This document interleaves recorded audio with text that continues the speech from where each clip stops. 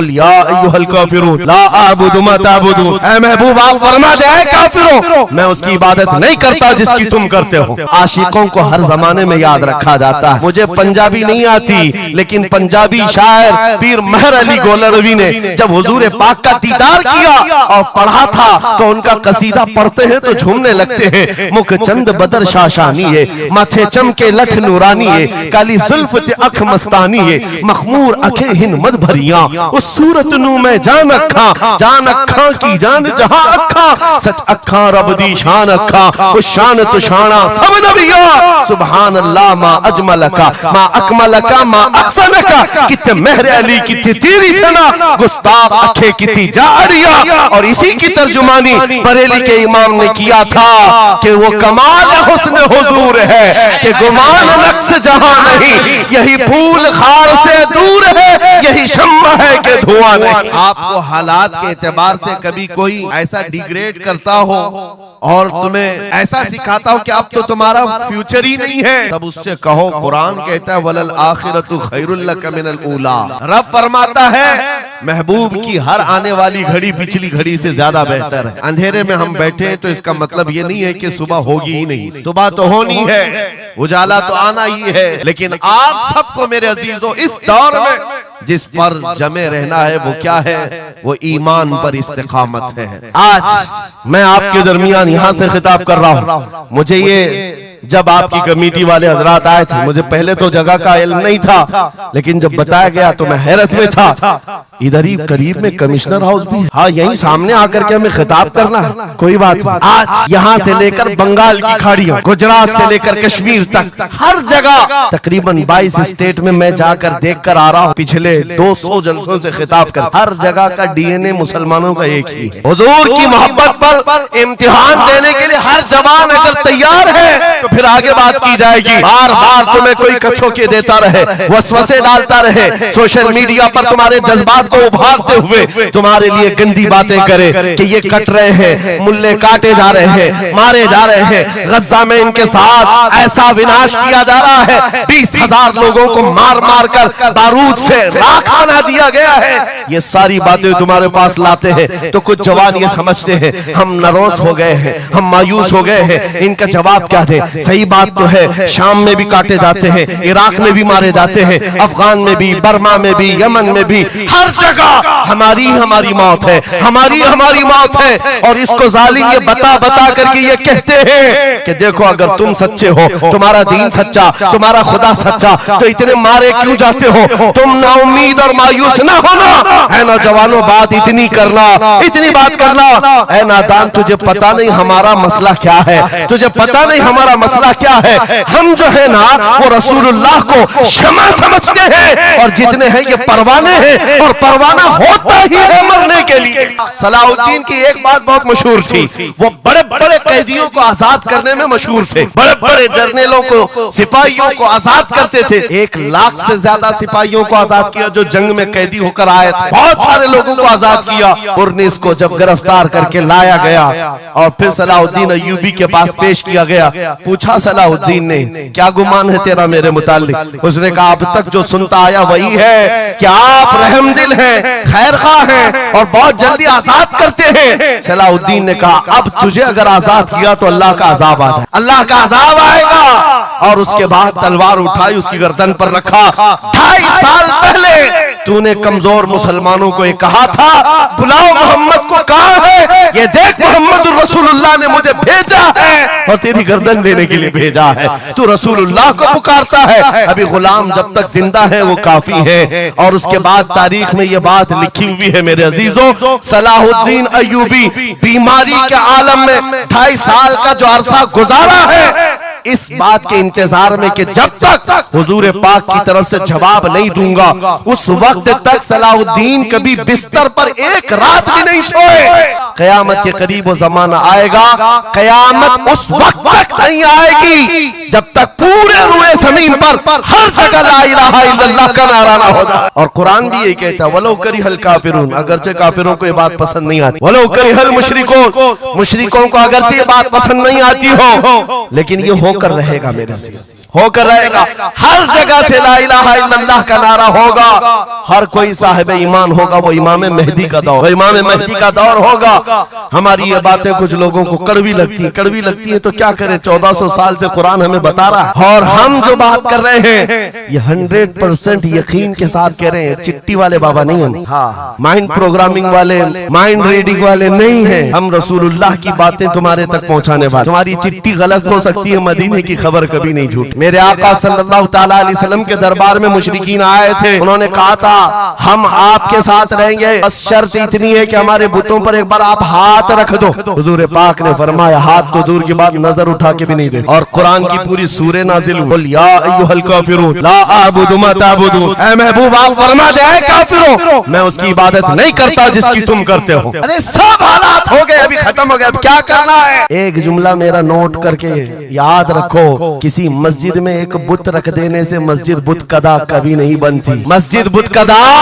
कभी नहीं बनती। तारीख गवाह है, काबे के अंदर 360 रखे थे, तब भी काबा काबा ही था। मुरादाबाद के उस आलिम रब्बानी जिनकी जुबान में अल्लाह ने बला की तासीर दी थी, जब बोलते थे तो हजारों का मजमा रोने लगता था, हुजूर की मोहब्बत में दिल धड़कने लगता था। उस किफायत अली काफी को अंग्रेजों ने गिरफ्तार किया, इसलिए कि अंग्रेजों के जमाने से आज तक ये बात चली आ रही है, तोपों से इतना डर नहीं लगता जितना उलमा की जुबानों से डर लगता है। कोई गुल बाकी रहेगा न चमन रह जाएगा, पर रसूलुल्लाह का दीने हसन रह जाएगा। सब फना हो जाएंगे काफी वो, लेकिन हश्र तक नाम हजरत का जुबानों पर चलन रह जाएगा। मुरादाबाद और बरेली में सिर्फ 100 किलोमीटर का फासला है। एक आशिक को तुमने फांसी दे दी, यही जमाना है जब आला हजरत बरेली में पैदा हो रहे हैं। अंग्रेजों के ख्वाबो ख्याल में भी नहीं है एक आशिक के खत्म होने के बाद दूसरा जो उठेगा वो क्या हंगामा करेगा।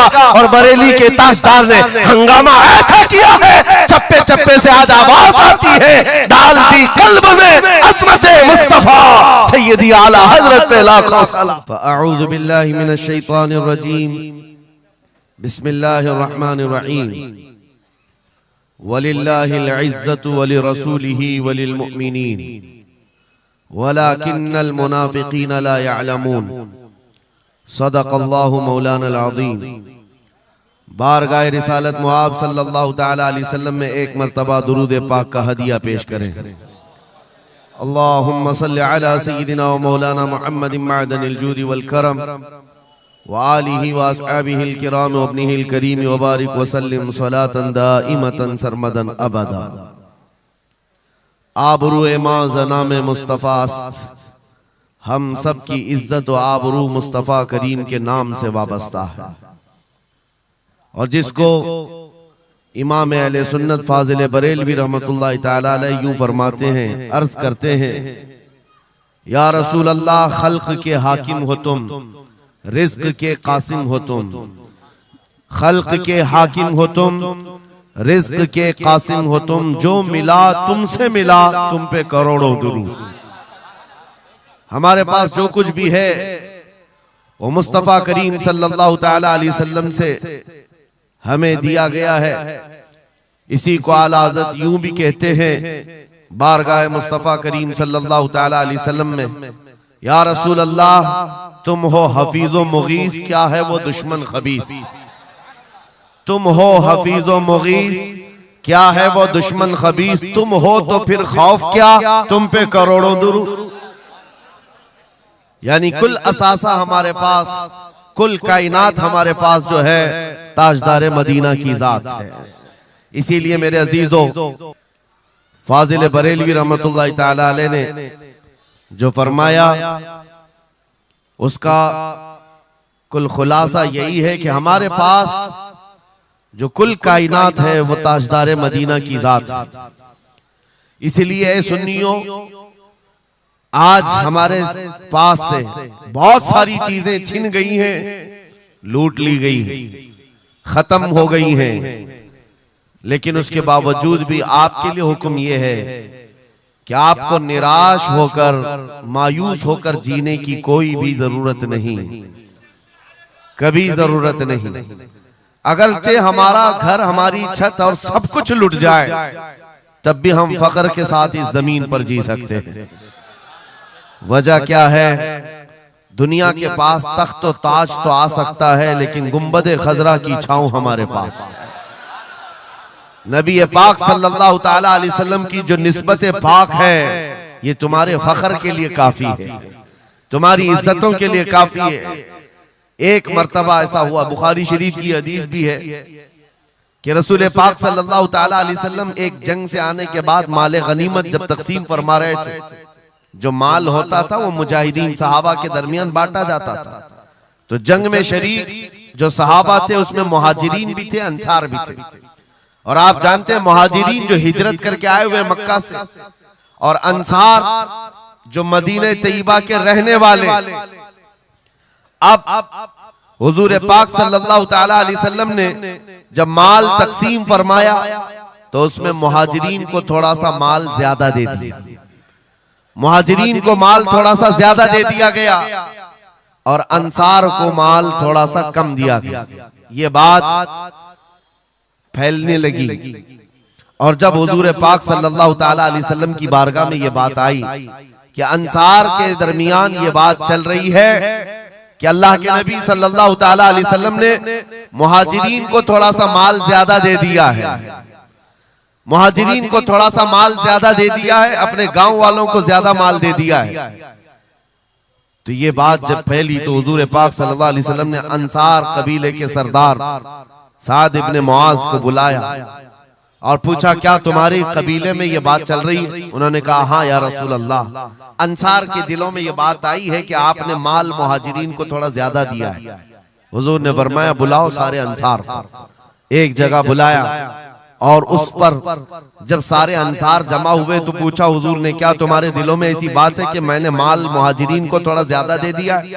सबों ने कहा, हाँ आका, हमारे दिल में ये बात चल रही है, माल के लिए बात थी। नबी पाक सल्लल्लाहु अलैहि वसल्लम ने ऐसी तकरीर फरमाई थी, ऐसा खुतबा दिया था, अंसार की आंखें भीग गईं। सहाबा कहते हैं हमारी दाढ़ियों से आंसू गिर रहे थे। अल्लाह के नबी सल्लल्लाहु अलैहि वसल्लम ने फरमाया, तवील हदीस है, आखिरी जुमला मैं कह रहा हूं जो मेरे लिए उन्वान से रिलेटेड है, मेरे गुफ्तगू से रिलेटेड जो बात है वो अर्ज कर रहा हूं। नबी पाक सल्लल्लाहु अलैहि वसल्लम ने फरमाया, ऐ अंसार, ये बात सही है कि मैंने थोड़ा माल मुहाजिरीन को ज्यादा दिया है, लेकिन क्या तुम इस बात से राजी नहीं हो, क्या इस बात से तुम मुतमईन नहीं हो कि लोग सारी दुनिया ले जाएं और जिसके पास दुनिया ना हो वो मोहम्मदुर रसूलुल्लाह को ले जाए? जिन गरीबों के पास माल ना हो, मेरे आका ने फरमाया, वो अल्लाह के रसूल को साथ ले जाए। आज हमारे पास फख्र करने का सबसे बड़ा जरिया मेरे मुस्तफा की मोहब्बत, नबी करीम सल्लल्लाहु ताला अलैहि वसल्लम की निस्बत पाक है। इसीलिए आपको हालात के एतबार से कभी कोई ऐसा डिग्रेड करता हो और तुम्हें ऐसा सिखाता हो कि अब तो तुम्हारा फ्यूचर ही नहीं है, तब उससे कहो, कुरान कहता है, वलल आखिरतु खैरुल लक मिनल ऊला। रब फरमाता है महबूब की हर आने वाली घड़ी पिछली घड़ी से ज्यादा बेहतर है। आएगा, अच्छा वक्त भी आएगा। अंधेरे में हम बैठे तो इसका मतलब ये नहीं है कि सुबह होगी ही नहीं, सुबह तो होनी है, उजाला तो आना ही है। लेकिन आप सबको मेरे अजीजों इस दौर में जिस पर जमे रहना है वो क्या है? वो ईमान पर इस्तिकामत है, अपने दीन का सौदा होने नहीं देना, हुजूर पाक की मोहब्बत में कोई कमी आने न देना। मैं तो कहता हूँ उस खच्चर से ज्यादा गैरतमंद कौन हो सकता है जो मदीने तैयबा का है। गधा जिसको आप कह सकते हो या घोड़ा जिसको कह सकते हो, इन दोनों के बीच में एक नस्ल होती है खच्चर की। खच्चर, हुजूर पाक सल्लल्लाहु ताला अलैहि वसल्लम के पास एक खच्चर तोहफे में लाया गया था खैबर की जंग में, हुजूर पाक ने कबूल किया। यहूदियों का इलाका है खैबर, वहां हुजूर पाक सल्लल्लाहु अलैहि वसल्लम की बारगाह में जब ये हदियतन आया, और वो हदिया जिस पर हुजूर ने सवारी की, जिंदगी भर मेरे आका सल्लल्लाहु अलैहि वसल्लम जिस खच्चर पर सवारी करते रहे, ये तोहफे में आया था। जानते हो जिस वक्त ये खच्चर हुजूर की बारगाह में हदियतन पेश किया गया, नबी पाक सल्लल्लाहु ताला अलैहि वसल्लम से वो अपना सर हिला हिला करके बात कर रहा था और हुजूर मुस्कुरा रहे थे। साहबा ने पूछा आका ये क्या कह रहा है? सुनो तवज्जो, हम उम्मत हैं और हुजूर पाक सल्लल्लाहु ताला अलैहि वसल्लम से मोहब्बत करने की बात करते हैं। अशरफुल मखलूकात है, जानवर नहीं, लेकिन एक जानवर नबी पाक सल्लल्लाहु अलैहि वसल्लम के दरबार में क्या कह रहा है? हुजूर फरमाते हैं ये खच्चर मुझसे कह रहा है आका अब तक मैं एक यहूदी की मिल्कियत में था, मेरा मालिक यहूदी था और उसी के घर में रहता था, वो मुझसे सामान लदवाता था इधर से उधर, लेकिन या रसूल अल्लाह सल्लल्लाहु अलैहि वसल्लम जब कभी वो मेरी पीठ पर बैठना चाहता मैं गिरा देता, मैं बैठने नहीं देता था। खच्चर कह रहा है यहूदी मेरा मालिक था, लेकिन जब भी वो बैठने की कोशिश करता मेरी पीठ पर मैं उसे गिरा देता। हुजूर फरमाते हैं उससे पूछा ऐसा तू क्यों करता था, ऐसा तू क्यों करता था? सुनो मेरे अजीजों, खच्चर कहता आका मैं उन खच्चरों की नस्ल में हूं कि मेरे बाप दादाओं की पीठ पर अल्लाह के नबी सवारी किया करते थे, बनी इस्राइल के अंबिया सवारी करते थे और उनकी नस्ल का मैं आखिरी खच्चर हूं और सिलसिले अंबिया में आप आखिरी नबी हैं। मुझे मेरी माँ ने ये कहा था कि अपनी पीठ संभाल कर रखना, इस पर ताजदार अंबिया सवारी करे। सुभान अल्लाह, सुभान अल्लाह। खच्चरों को इतना इल्म है, इन कादियानी गधों को इल्म नहीं। खच्चर का अकीदा है कि अल्लाह के नबी आखिरी नबी, आखिरी रसूल है। मेरे अजीजों अपनी पीठ को संभाल कर रखा कि कोई और बैठने ना पाए, कि अल्लाह के रसूल बैठने वाले हैं। और उसके बाद आपको पता है उस खच्चर पर सवारी सिर्फ रसूलुल्लाह ने फरमाई, और वो खच्चर कितना गैरतमंद था, कितना गैरतमंद था कि उस पीठ पर किसी और आलाइश को और नापाकी को कभी गवारा नहीं किया। और हद तो ये है, हदीसों में मौजूद है, हुजूर पाक सल्लल्लाहु ताला अलैहि वसल्लम की जब वफात हुई तो ये जिंदा रहा, लेकिन जानते हो सिर्फ 3 दिन के बाद बीर गरस एक कुआं है जिसमें छलांग लगाकर ये जान दे दी कि अब इसके बाद कोई नहीं बैठेगा जो रसूलुल्लाह की सवारी है। मेरे आका सल्लल्लाहु ताला अलैहि वसल्लम से निस्बत का एहतराम जानवर इतना करते थे, तुम्हारी निस्बत तो उम्मत की है, तुम्हारी निस्बत उम्मत की है। क्या तुम्हें यह ज़ेब देता है कि जिन आंखों को तुमने संभाल रखा है मेरे आका का दीदार करना है, तो इन आंखों को गलाजत में कैसे हम डाल सकते हैं, कैसे बेहयाई में डाल सकते हैं? इन हाथों को क्यों नहीं संभाल कर रख सकते कि ये हाथ मेरे आका से मुसाफा करने वाले? अकीदा है कि नहीं है, यकीन है कि नहीं? मेरे आका ने फरमाया क़यामत के दिन मैं मुसाफा करूंगा। हुजूर पाक सल्लल्लाहु ताला अलैहि वसल्लम से जब मुसाफा करने की तमन्ना है तो फिर इस हाथ की कितनी हिफाजत होनी चाहिए। वो खच्चर अपनी पीठ पर किसी और गैर को बर्दाश्त नहीं किया, सिर्फ इसलिए कि ये पीठ मैंने संभाल रखी है अल्लाह के रसूल के लिए। आज हम बच सकते हैं अपने हाथों को, अपने पैरों को, अपनी आंखों को, अपनी जुबान को सिर्फ इसलिए बचा कर रखें कि ये सारी अमानत रसूलुल्लाह की है। क्यों? बरेली से यही तो आवाज आती है, हमारा अपना कुछ नहीं है, दहन में जुबान तुम्हारे लिए।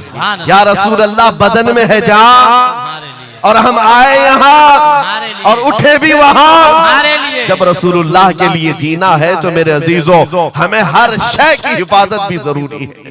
कहीं ऐसा ना हो कि हमारी गर्दन में कोई दूसरा पट्टा डालने की कोशिश कर रहे, कभी ना हो कि किसी और की गुलामी का पट्टा हमारी गले में पड़ जाए। नहीं, हम रसूलुल्लाह के जन्नत रसूलुल्लाह। दुनिया अगर हमें पहचाने तो बेदम वारसी का वो शेर याद रखो। बेदम वारसी बड़े आशिक रसूल हैं, कहते हैं सके तैबा सब मुझे कह कर के पुकारे, बेदम यही रखियो मेरी पहचान मदीने वाले। दुआ ये करते थे कि ऐ अल्लाह, ऐ रसूल पाक मेरी पहचान इतनी बना दे कि दुनिया मुझे तैबा का कुत्ता कहे, इसके अलावा मेरी कोई पहचान ना हो। मुझे दुनिया अगर पहचाने तो हुजूर के नाम से पहचाने। अजीज़ान गिरामी वक़ार, इतनी गैरत तो तुम्हारे अंदर आनी चाहिए कि हुजूर पाक सल्लल्लाहु ताला अलैहि वसल्लम से हमारा नाम जुड़ा हुआ है और हमें हर शय को संभाल कर रखना है। सिर्फ एक बात मैं बता दूं, बहुत सारे नौजवान मोहब्बत करते हैं हमसे, हमें पता है, बेइंतहा मोहब्बत करते हैं। किसी नौजवान को उठाकर मैं कहूं ये ले मेरा अमामा, मैं आज तुझे पहना देता हूं, खुशी से वो लेकर के जाए, जाहिर सी बात है उसके दिल में अगर मेरी मोहब्बत है तो ये अमामा पहन करके निकल जाए। मैं उससे पूछता हूं कि जब ये सर पर अमामा हो तो क्या शराब की दुकान पर खड़े हो सकते हो? क्या किसी आवारा गर्दी में जा सकते हो सर के अमामे की कदर तुम रखे हुए? बार बार दिल में ये ख्याल आएगा कि नहीं, मैं इस लिबास के साथ, इस अमामे के साथ यहाँ खड़ा रहूंगा तो दुनिया क्या सोचेगी? सिर्फ मैं तो एक निकम्मा आदमी हूं। मेरे अमामे को पहनने के बाद तुम्हारा एहसास ये हो सकता है कि मुझे ना शराब के अड्डे पर जाना होगा, ना ताश के पत्तों पर, ना ही आवारा गर्दी में, ना किसी गली कूचे में, बल्कि उसे एहतराम लाजिम होता है। मेरे अजीजों, मेरे अमामे की क्या बात, तुम्हारी गर्दन पर तो रसूलुल्लाह की निस्बत का पट्टा है। जिस जगह पर हो सिर्फ इतना ख्याल आ जाए कि मैं नबी पाक सल्लल्लाहु अलैहि वसल्लम का गुलाम हूं, कल को मेरे बदअमल किरदार से, मेरे किसी बुरे अखलाक से दुनिया हुजूर की तरफ उंगली ना उठाए, नबी पाक सल्लल्लाहु ताला अलैहि वसल्लम की तरफ उंगली ना उठाए। यह आज आपकी जरूरत है मेरे अजीजों। तुम्हारी निस्बतें हुजूर से वाबस्ता है तो तुम्हारा हर अमल दुनिया के सामने आईने की तरह है। जानते हो, जब ईद हो, बकरीद हो के जुलूस ईद मिलाद हो, दुनिया तुम्हें देखती है और पहचानना चाहती है कि कौन है मोहम्मद सल्लल्लाहु अलैहि वसल्लम। तुम अपने अखलाक से सफीर हो, तर्जुमान हो रसूलुल्लाह के, अपने अमाल से हुजूर पाक सल्लल्लाहु अलैहि वसल्लम की तर्जुमानी कर सकते हो और दुनिया हुजूर की तक पहुंचने का तुम जरिया बन सकते हो। आज एक हदीस में आपके सामने रखता हूं। हजरत उमर फारूक का दौर है। एक शख्स मदीने तैयबा में कर्जा लिया था किसी से और कर्ज चुका नहीं पा रहा था, और वो भी सहाबी हैं जिनसे कर्जा लिया है। उन्होंने आकर के मुकद्दमा कर दिया हजरत उमर के पास। तवज्जो से, हजरत उमर ने उस कर्जदार को बुलाया, कर्ज जिसके ऊपर था, बुलाया, कहा कि इनका कर्जा क्यों नहीं अदा करता? कहा मेरे पास कुछ चीज है नहीं, अदा कर दूंगा, मुझे मोहलत चाहिए, टाइम चाहिए। कहा कितना टाइम? बस 2 दिन का वक्त दे दें, मैं जाऊंगा अपने वतन और आकर के मदीने में इनका कर्जा अदा कर दूंगा। लेकिन अब वो पकड़ा गया हुआ आदमी है, इसको छोड़े तो किसकी जमानत पर छोड़े? जाहिर सी बात है, कोर्ट में जब तुम्हारी गिरफ्तारी हो जाए, कचहरी में, कोर्ट में हाजिरी होती है तो कोई ना कोई जामिन होता है जिसकी जमानत पर तुम्हें बेल दी जाती है। हजरत उमर ने पूछा, कोई तुम्हारा जमानत लेने वाला है यहाँ मदीने में? कहा या रसूल अल्लाह, हजरत उमर से, या अमीर अल मोमिनीन, यहाँ पर कोई मेरा ऐसा है नहीं जो जमानत ले सकता है, क्योंकि मैं नया हूं, जमानत कोई लेने वाला है नहीं। कहा फिर कैसे जाएगा, बेल कैसे दी जाएगी? भरे मजमे में से एक सहाबी हजरत अबू दरदा खड़े होते हैं, कहते हैं अमीरुल मोमिनीन, मैं इसकी जमानत लेता हूं, मैं इसकी जमानत लेता हूं। हजरत उमर फारूक ने कहा, अगर ये बंदा 2 दिन के बाद नहीं लौटा तो तुम्हें जेल में रखा जाएगा। जामिन के साथ यही होता है ना। तो उन्होंने कहा मुझे तस्लीम है। हजरत उमर के पास उन्होंने कबूल कर लिया और वो बंदा चला गया। 3 लोग हैं यहाँ पर, एक कर्ज दिया हुआ आदमी, एक कर्ज लिया हुआ और एक जमानत दिया हुआ। ये तीनों लोग अदालत से रिलेटेड हैं। अभी 2 दिन गुजर गए, हजरत उमर इंतजार कर रहे थे। शाम करीब आ गई, अदालत लगी हुई थी। आपने पूछा कि फलां जो कर्जदार था आया? लोगों ने कहा अभी नहीं आया। कहा बुलाओ अबू दरदा को जिन्होंने जमानत दी थी। बुलाया गया, कहा तुम्हारी गिरफ्तारी हो सकती है, तुमने जिसकी जमानत ली थी वो नहीं आया। हजरत अबू दरदा कहते मेरा यकीन है वो आएगा, मेरा यकीन है वो आएगा। मगरिब होने से पहले पहले वो बंदा देहात का रहने वाला दौड़ता हुआ आ गया, कर्जा वापस लेकर के आया। हजरत उमर के पास जब उसने रखा कि ये मेरे कर्ज की वापस मैं अमानत लेकर के आया हूं, बुलाएं उस सहाबी को जिनका कर्जा मैंने लिया था। वो सहाबी आए, कहा कि 2 दिन का ये वक्त लिया था और वापस लाकर तुम्हारा कर्जा दे दिया है। उस सहाबी ने कहा अमीरुल मोमिनीन, मैं माफ करता हूं, मुझे नहीं चाहिए कर्ज, वापस नहीं चाहिए। अजीब मामला। कहा मैं माफ करता हूं। अब सुनो, हर एक से हजरत उमर ने पूछा, उस देहाती शख्स से पूछा। तीनों की जो बात है वो सबसे ज्यादा इंपॉर्टेंट है आज हमारे लिए। उस कर्जदार से पूछा, तू भाग गया था, अपने घर गया था और यहाँ मदीने में कोई तुझे पहचानता नहीं था, गया था तो वापस वहीं से वहीं चला जाता कहीं तो तुझे ढूंढना मुश्किल होता। क्या बात है कि तू वापस लौट करके आया इस कर्जे को अदा करने के लिए? वो गरीब इंसान कहता है अमीरुल मोमिनीन, चाहता तो मेरे पास रास्ते थे, उधर से उधर भाग जाता। मुसलमानों सुनो, जो लोग धोखाधड़ी करते हैं और लोगों के पैसे गबन करके खा करके बैठे रहते, वो एक सहाबी है, गरीब है, कहते अमीरुल मोमिनीन मैं चाहता तो उधर से भागकर चला जाता, लेकिन दिल में ये ख्याल आया कि अगर मैं चला गया तो बाद में दुनिया ये ना कहे कि मोहम्मद अरबी के गुलाम गद्दार होते, कहीं दुनिया ये ना कहे कि मोहम्मद अरबी के गुलाम धोखेबाज होते हैं। मेरे अमल से मेरे नबी की बारगाह में कोई उंगली ना उठाए, इसलिए मैं वापस आ गया। दूसरे वो सहाबी को हजरत उमर ने पूछा जिन्होंने जमानत दी थी, अबू दरदा तुम तो इसको पहचानते भी नहीं थे, तुमने जमानत क्यों दे दी? क्या यकीन था तुम्हारा कि ये आएगा?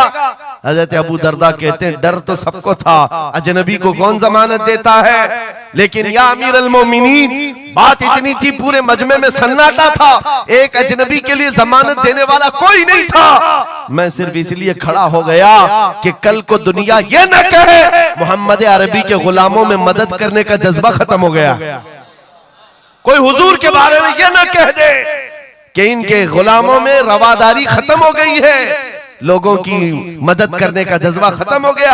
हजरत उमर ने उस सहाबी से पूछा जिन्होंने कर्जा छोड़ दिया, माफ कर दिया, कहा तुम्हारी वजह से तो मुकदमा हुआ था, जब वो कर्ज लेकर वापस आया है तुमने माफ क्यों कर दिया? उस सहाबी ने भी कहा यार अमीरुल मोमिनीन चाहता तो मैं ये रकम लेकर चला जाता, लेकिन मैंने भी दिल में ये सोचा कि कल को दुनिया ये न कहे मोहम्मद अरबी के गुलामों में माफ करने का जज्बा भी खत्म हो गया है। तीनों का अमल हुजूर से रिलेटेड है, तीनों का अमल नबी पाक सल्लल्लाहु ताला अलैहि वसल्लम से ताल्लुक रखता है। ऐ सुन्नियों, क्या आज हमारे हर अमल के साथ हमें ये नहीं सोचना चाहिए दुकान में बैठकर हो सकता है तुम 1 रुपया ज्यादा किसी को डाल दो, 1 रुपये से तुम्हारा कुछ होता नहीं, लेकिन साथ सामने आए हुए आदमी का ईमान बिगड़ न जाए, कहीं तुम्हारा चेहरा, तुम्हारी दाढ़ी, तुम्हारी टोपी, तुम्हारे नाम से वो दिल में ये नफरत ना पाल ले कि मोहम्मद अरबी के गुलाम झूठे होते हैं, नाउज़ बिल्लाह। तुम्हारे अमल से नबी पाक सल्लल्लाहु ताला अलैहि वसल्लम की तरफ उंगलियां उठाई जा सकती। इसलिए होना भी तो इंग्लैंड की बात है, माजी करीब की बात है, बस में एक कंडक्टर ने एक नौजवान को ½ पाउंड जो पेनी होती है वहां पर ½ पाउंड ज्यादा दे दिया था, टिकट पैसे लेकर के वापस जो चेंज देना था ½ पाउंड ज्यादा दे दिया था। वो नौजवान ने ले लिया, रख लिया, कहा इसको क्यों लौटाऊं, इसको क्यों लौटाऊं, लेकर बैठा रहा। 1 घंटे का सफर था, दिल में 2-3 मरतबा ख्याल आया ½ पाउंड लेकर करूं भी क्या, इसको दे देता हूं, फिर दिल में ख्याल आया इसको देकर क्या करूं इस काफिर को। बाद में इसी कश्मकश में बात ऐसी आई कि वो नौजवान कहता है बस से उतरने से पहले मैंने वो ½ पाउंड कंडक्टर को दे दिया, कहा आपने 1 घंटा पहले मेरा टिकट निकाला था, उसमें ये ½ पाउंड आपने ज्यादा मुझे लौटाया था, ये ले लीजिए आपकी। वो कंडक्टर कहता है ये गलती से ½ पाउंड ज्यादा नहीं गए थे, मुसलसल कई सालों से मैं इस्लाम को पढ़ रहा हूं, मोहम्मद अरबी सल्लल्लाहु अलैहि वसल्लम की सीरत पढ़ रहा हूं, नबी पाक सल्लल्लाहु अलैहि वसल्लम की सीरत का सबसे अहम चैप्टर मैंने ये पढ़ा था कि वो सबसे ज्यादा अमानतदार थे। मैंने आज ये तय किया था किसी मुसलमान को मैं देखूं कि वो 1400 साल पहले वाली अमानत अब भी बाकी है या नहीं, तूने ½ पाउंड लौटा करके मेरे ईमान को मजबूत कर दिया, अब मैं इस्लाम में दाखिल होता हूं। सुभान अल्लाह। सो नारे तकबीर, नारे रिसालत, अज़मते रसूल। तुम्हारा छोटा सा अमल, वो नौजवान कहता है ½ पाउंड में मैं मेरा इस्लाम बेच भी सकता था और लौटा दिया है तो किसी बंदे के हुजूर की गुलामी में दाखिल होने का सबब भी बन गया। इसलिए अजीजा ने गिरामी औकात, हमारा हर अमल बड़ा जिम्मेदार है, हमारा हर अमल बड़ा जिम्मेदार है। सिर्फ आज के दौर में आपको एहसास में ये दिलाना चाहता हूं कि कुरान तुम्हारे मुतालिक कहता है कुंतुम खैर उम्मतिन, तुम सबसे बेहतरीन उम्मत हो, सबसे बेहतरीन उम्मत हो जो इंसानों में निकाले गए हो। मुझे बताओ अल्लाह की सर्टिफिकेट के बाद किसी कीड़े मकोड़े की सर्टिफिकेट की जरूरत होगी आपको?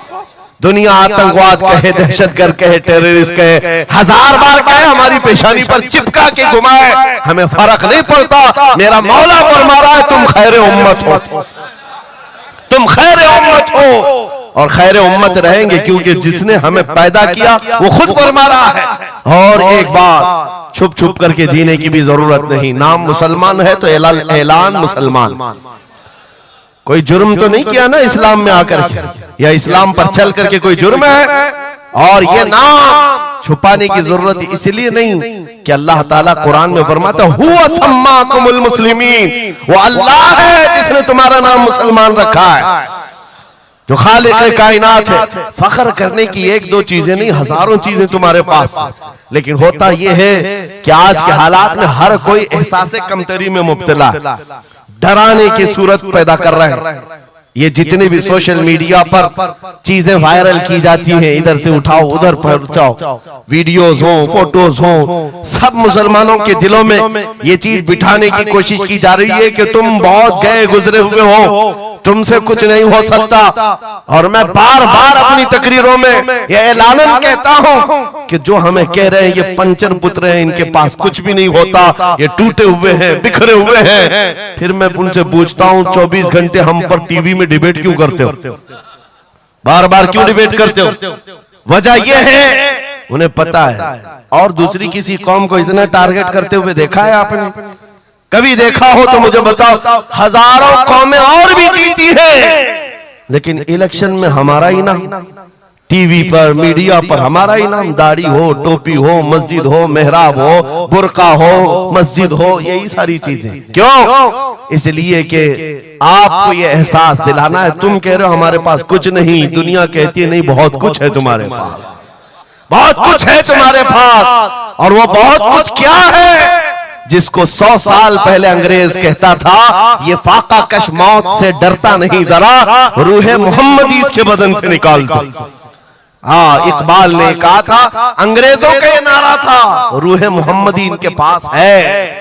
हुजूर से मोहब्बत और उनके साथ वफादारी का जो जज्बा है ये बहुत ही मजबूत है, बहुत मजबूत है। और मैं अपनी तकरीरों में पूरा फोकस इसी बात पर करता हूं कि किसी की शमा अगर मध्यम हो रही हो, लौ कम हो गई हो, हम उसको और भड़का दें, ताकि इश्क रसूल की आग जब जलती है, आला हज़रत फरमाते हैं ऐ इश्क तेरे सदके जलने से छुटे सस्ते, वो आग लगाई है जो आग बुझा देगी, जो आग बुझा देगी वो आग लगाई। इसलिए ऐ सुन्नियों, इस दौर में फख्र के साथ ही जीना है। जो चीज तुम्हारे पास है, मैं बार बार एक चीज पूछता हूं, क्या आपको अगर दुनिया हुजूर का गुलाम कहे तो कोई एतराज है? बुरा लगेगा आपको? नहीं, बल्कि हमारी जिंदगी की मेराज है। हुजूर का गुलाम कहकर पुकारे कोई हमको, हमारे लिए मेराज है। जब तुम्हारा यह अकीदा है कि मुझे उनकी गुलामी पर कोई पुकारे, मुझे कोई बुरा नहीं लगता, बल्कि मेरी जिंदगी की ख्वाहिश है, तो ऐ अजीजों खुल करके गुलामी क्यों नहीं करते? जब हैं उनके गुलाम तो खुलकर गुलामी करो। ये दाढ़ियां छुपा करके, टोपियां छुपा कर और कॉमन बनने के चक्कर में, सेकुलर बनने के चक्कर में मुनाफिकत का दरवाजा क्यों खटखटाते हैं? अगर नबी पाक सल्लल्लाहु अलैहि वसल्लम के तो पूरे वफादार उन्हीं के बनकर रहो। आओ मैं 2 चंद मिसालें आपके सामने रखना चाहता हूं। सहाबा किराम रिज़वानुल्लाह ताला अलैहिम अजमाइन की जो फर्स्ट प्रायोरिटी थी, सबसे पहला दर्जा किस बात के लिए रखते थे, जिसकी वजह से रब तबारक व तआला ने उनको औजे सुरैया पर पहुंचाया है, जिसके लिए शायर कहता है एक अरब ने आदमी का बोल बाला कर दिया, खाक के जर्रों को हमदोशे सुरैया कर दिया, खुद न थे जो राह पर औरों के हादी बन गए, क्या नजर थी जिसने मुर्दों को मसीहा कर दिया। वो सहाबा की जात आपको बताता हूं। अनस बिन नुज़ैर एक सहाबी, हुजूर उनके घर पर अक्सर जाया करते थे। दोपहर का वक्त था, नबी पाक सल्लल्लाहु अलैहि वसल्लम अनस बिन नुज़ैर के घर पर आए हुए। ये वो सहाबी है, जवान सहाबी, और उनकी बीवी थी। और ये बात भी बड़ी मशहूर है कि वो अपनी बीवी से हद दर्जे मोहब्बत करते थे और इश्क करते थे। जाहिर सी बात है अपनी बीवी से करते थे, बहुत मोहब्बत करते थे। नबी पाक सल्लल्लाहु अलैहि वसल्लम उनके घर तशरीफ ले गए। थोड़ी देर में एक कासिद आया खत लेकर के, मक्का वालों की तरफ से कोई खत था। किसी ने हुजूर पाक सल्लल्लाहु अलैहि वसल्लम को खत भेजा हुजूर ने खत लिया, अनस बिन नुज़ैर से कहा पढ़ो। अनस बिन नुज़ैर ने खत पढ़ करके सुनाया कि मक्का वाले जंगों की तैयारियां कर रहे हैं, फलां जगह से फलां कबीला आ रहा है, ऐसी ऐसी तैयारियां। खत में ये अहम मामलात लिखे गए थे, सीक्रेट थे। हुजूर पाक सल्लल्लाहु अलैहि वसल्लम ने खत को बंद करवाया। अनस बिन नुज़ैर से कहा, तवज्जो, फर्स्ट प्रायोरिटी क्या होती है? अनस बिन नुज़ैर से कहा, ये मेरा राज है जिसकी हिफाजत तुम्हारे लिए जरूरी है, तुम्हारे अलावा किसी को ये खत की खबर नहीं होनी चाहिए। बस नबी पाक ने फरमा दिया तो फरमाया। सहाबा का अब अमल क्या है? हुजूर उनके घर से उठ करके बाहर जा रहे, तशरीफ ले गए। थोड़ी देर में बीवी अंदर से आई, महबूबा थी, इश्क करते थे, मोहब्बत करते थे अपनी बीवी से। आई, कहा अनस बिन नुज़ैर से कहा कि अल्लाह के रसूल आए थे, घर में क्या बातें चल रही थी? अनस बिन नुज़ैर ने कहा, मेरी मोहब्बत अपनी जगह पर, रसूलुल्लाह की इज्जत का मकाम और इस राज की बात में तुम्हें मैं शरीक नहीं कर सकता, मैं नहीं बता सकता। हद दर्जे इश्क करते, मोहब्बत करते उस बीवी को कहा कि नहीं, ये बात रसूलुल्लाह की अमानत है। बीवी ने हंसते हुए कहा अनस बिन नुज़ैर से, कहा अनस क्या छुपाते हो, मैंने सब सुन लिया है, मक्का वाले जंगों की तैयारियां कर रहे, फलां कबीला फलां जगह, खत मैंने पूरा सुन लिया। इतना कहना था बीवी का, अनस बिन नुज़ैर खड़े हो गए और सीधे गर्दन पकड़ ली, अपनी बीवी की जिसको मोहब्बत करते, गर्दन पकड़ ली। कहा मैं इस गर्दन को उस वक्त तक नहीं छोड़ूंगा जब तक रसूलुल्लाह का फैसला ना आ जाए, कहीं मैं मुजरिम ना हो जाऊं कि रसूलुल्लाह के राज को इफ्शा करने के जुर्म में मैं अजाब में मुब्तला ना हो जाऊं। गर्दन पकड़ करके ही चले आए, बारगाह मुस्तफा में आए, कहा या रसूल अल्लाह मुझे माफ कर दे, मैंने आपके राज की हिफाजत की, लेकिन मेरी ये औरत घर के अंदर से सुन चुकी थी, मैं गर्दन पकड़ा हूं, आका अगर आप फरमा दें तो मैं खत्म कर दूं, इस राज को ही खत्म कर, जिससे हद दर्जे मोहब्बत करते थे उस बीवी के बारे में। मेरे आका ने फरमाया अनस बिन नुज़ैर से गर्दन छोड़ दो, वो मेरी सहाबिया, जैसे राज तुम्हारे पास महफूज है वैसे ही राज उसके पास भी महफूज है। तब उन्होंने गर्दन हटा दी और अपनी बीवी से कहा, जो कुछ भी मैंने किया है इसका बुरा ना मानना, तुझसे जो इश्क मोहब्बत है वो और है, रसूलुल्लाह से जो अजमत और उनकी इज्जत जो मेरे दिल में है वो और है। इन दोनों के दरमियान कोई कंपैरिजन नहीं है, कोई मुआजना नहीं हो सकता। नबी पाक सल्लल्लाहु तआला अलैहि वसल्लम के सिलसिले में जो फर्स्ट प्रायोरिटी थी सहाबा की, इसी के मुताल्लिक कुरान कहता है अल्लाह ही के लिए इज्जत है, रसूल के लिए इज्जत है और इन मोमिनीन के लिए इज्जत है जिन्होंने फर्स्ट प्रायोरिटी दी है। आपको एक बात बता दूं, एक हबशी रंग के सहाबी, काले रंग के सहाबी हुजूर पाक सल्लल्लाहु अलैहि वसल्लम के पास आए, कहा शादी करना, लड़की कोई देता नहीं, चेहरा रंग काला, नाक चौड़ी। नबी पाक सल्लल्लाहु अलैहि वसल्लम ने फरमाया मैं तेरी शादी कराता हूं। अंसार सहाबा में से एक सहाबी के घर भेजा इनको पैगाम दे करके, और उनकी बेटी मदीने की सबसे खूबसूरत औरत, सबसे खूबसूरत लड़की है, और इस काले रंग के सहाबी से कहा जा उस घर पर, ये इम्तिहान के दौर है मेरे अजीज, इम्तिहान के दौर है। हुजूर ने फरमाया जाकर कहना कि मैंने भेजा है तुम्हारी बेटी से निकाह के लिए। ये काले रंग के सहाबी थे, आए उस सहाबी के घर, अंसारी के मियां बीवी बैठे हुए थे, बेटी अंदर थी। इनको आते ही पूछा कि क्या बात है, किस लिए आए? कहा सुना है आपके घर में जवान बेटी है, मैं निकाह का पैगाम लेकर आया। सादी सी बात, सीधी सी बात। उन्होंने ऊपर से नीचे देखा, उनकी लड़की, उनकी बेटी मदीने की हसीन तरीन खूबसूरत लड़की है और निकाह का पैगाम लेकर के आने वाला हबशी रंग का है। उन्होंने ऊपर से नीचे देखा और उसके बाद कहा जाओ हम बाद में बताते हैं, बस इतनी सी बात, मना नहीं किया, कहा जाओ हम बाद में बताते हैं। हुजूर पाक सल्लल्लाहु अलैहि वसल्लम की बारगाह में आएंगे, अपनी बेटी से पूछ लेंगे, आएंगे तुम्हारे पास। उस काले रंग के सहाबी के लिए कोई ताज्जुब की बात नहीं थी, वो कहते हैं रोज रिजेक्ट होता था, यहां से भी हो गए, वापस चल पड़े हुजूर के दरबार में। तवज्जो मेरे अजीज, अंदर बैठी हुई वो दुशीजा, वो खातून, वो बेटी अंसार सहाबा की बाहर आई, पूछा बाबा कौन आया था? कहा एक नौजवान आया था। कहां से? रसूलुल्लाह ने भेजा था। किस लिए? बेटी ने पूछा बाप से। बाप कहता तेरे निकाह का पैगाम लेकर के आया था। बेटी ने पूछा आपने क्या कहा? कहा कोई मैच नहीं है, तुम्हारा और उसका कोई मैच नहीं था। मैंने कहा बाद में देखा जाएगा। बेटी वहीं खड़ी होकर के कहती है, बाबा आपको पता है आपने किस कासिद को वापस भेजा है? आपने उस आने वाले के रंग को देखा, भेजने वाले के हुस्न को नहीं देखा। किसने भेजा आपने वो नहीं देखा।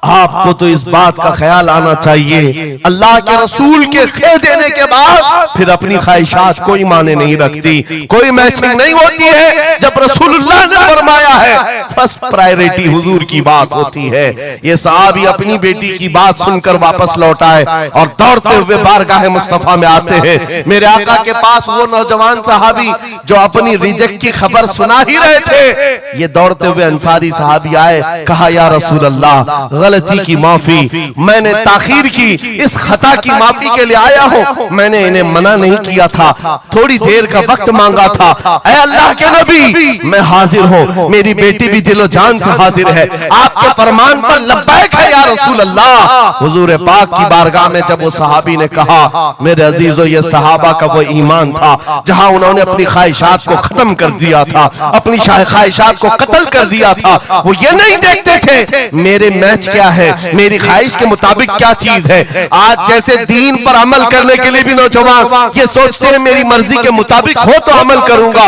नहीं, हम यहाँ पर जीने के लिए आए हैं, अपनी मर्जी से जीने के लिए नहीं आए, रसूलुल्लाह की मर्जी से जीने के लिए आए हैं। ताजो शरिया ने जिसके मुतालिक कहा था, जिंदगी ये नहीं है किसी की किसी के लिए, जिंदगी है नबी की नबी के लिए। ना समझ मरते हैं जिंदगी के लिए, जीना मरना है सब कुछ नबी के लिए। सुभान अल्लाह, अल्लाह, नारे तकबीर, नारे रिसालत, नारे हैदरी, उलमाए अहले सुन्नत, हजरत अल्लामा मुफ्ती सलमान अजहरी साहब। सुभान अल्लाह, सुभान अल्लाह। मेरे अजीजों, उन सहाबा ने फर्स्ट प्रायोरिटी जो दी है वो गैरत के साथ जिया करते थे कि हुजूर की बात है तो फिर सबसे पहली बात। जब हम ये सारी चीजों की तरफ आगे बढ़े, अल्लाह करीम इज्जतें फिर नवाजेगा, इज्जतें वापस आई। उनके जो हम गुलाम थे खल्क के पेशवा रहे, उनसे फिरे जहां फिरा फिर आई कमी वकार में। जो इज्जत में कमी आई है ये डोर के टूटने से आई है, या डोर के कमजोर होने से आई है। पूरी दुनिया आज एड़ी चोटी का जोर सिर्फ इस बात पर लगाती है, इस बात पर लगाती है कि तुम हुजूर पाक की मोहब्बत की बात ना करो, बाकी कोई बात करना करो। आपको पता है नमाजों की तबलीग करने वाले चिल्ले छट्टियां और भी दीगर बहुत सारे लोग मौजूद हैं। छट्टी शरीफ तो सरकार गरीब नवाज की मैंने साथ में कह दिया, लेकिन नमाजों की सिर्फ अमल की तबलीग करने वाली बड़ी बड़ी जमातें हैं, उनसे ना गवर्नमेंट को कोई खतरा है ना इजराइल को खतरा है। हाँ, आप देख लेना, मालूम कर लेना मेरी इस बात। इजराइल जैसा कट्टर दुश्मन इस्लाम, वो तक कुछ तंजीमों को कहता है ये सेफ तंजीम है, मुसलमानों में सेफ तंजीम है। कौन सी? जो सिर्फ नमाज रोजे की बात करती है और कुछ नहीं करती, बस। हाँ, डेंजर तंजीम वो है जो लब्बैक या रसूल अल्लाह कहती है। क्यों?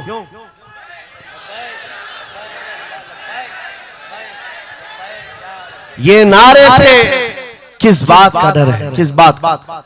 दुनिया आज ये कह रही हुजूर पाक सल्लल्लाहु अलैहि वसल्लम की तरफ दोबारा पलट आने वाला उनको पता है। मेरे अजीजों, नमाज नमाज, रोजा रोजा, हज हज, ज़कात ज़कात, ये अमाल ठीक है, हम इसके मुनकिर नहीं है, हम भी अमल करेंगे। लेकिन जो कौम हुजूर की मोहब्बत की बात करती है, दुनिया को इस बात का खौफ है कि इन जमातों को अगर ये मोहब्बत वापस मिल गई तो फिर ये आम जवान नहीं रह जाता, फिर इनमें कोई खालिद बिन वलीद खड़ा हो जाता है, फिर इनके दरमियान सलाहुद्दीन अय्यूबी आ जाता है।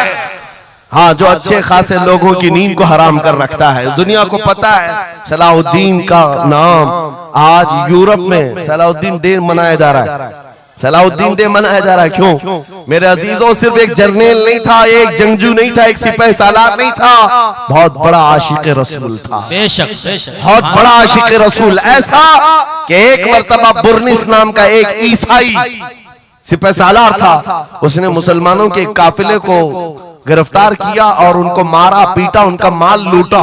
और जब जब मारता था तो क्या कहता था? बुर्निस।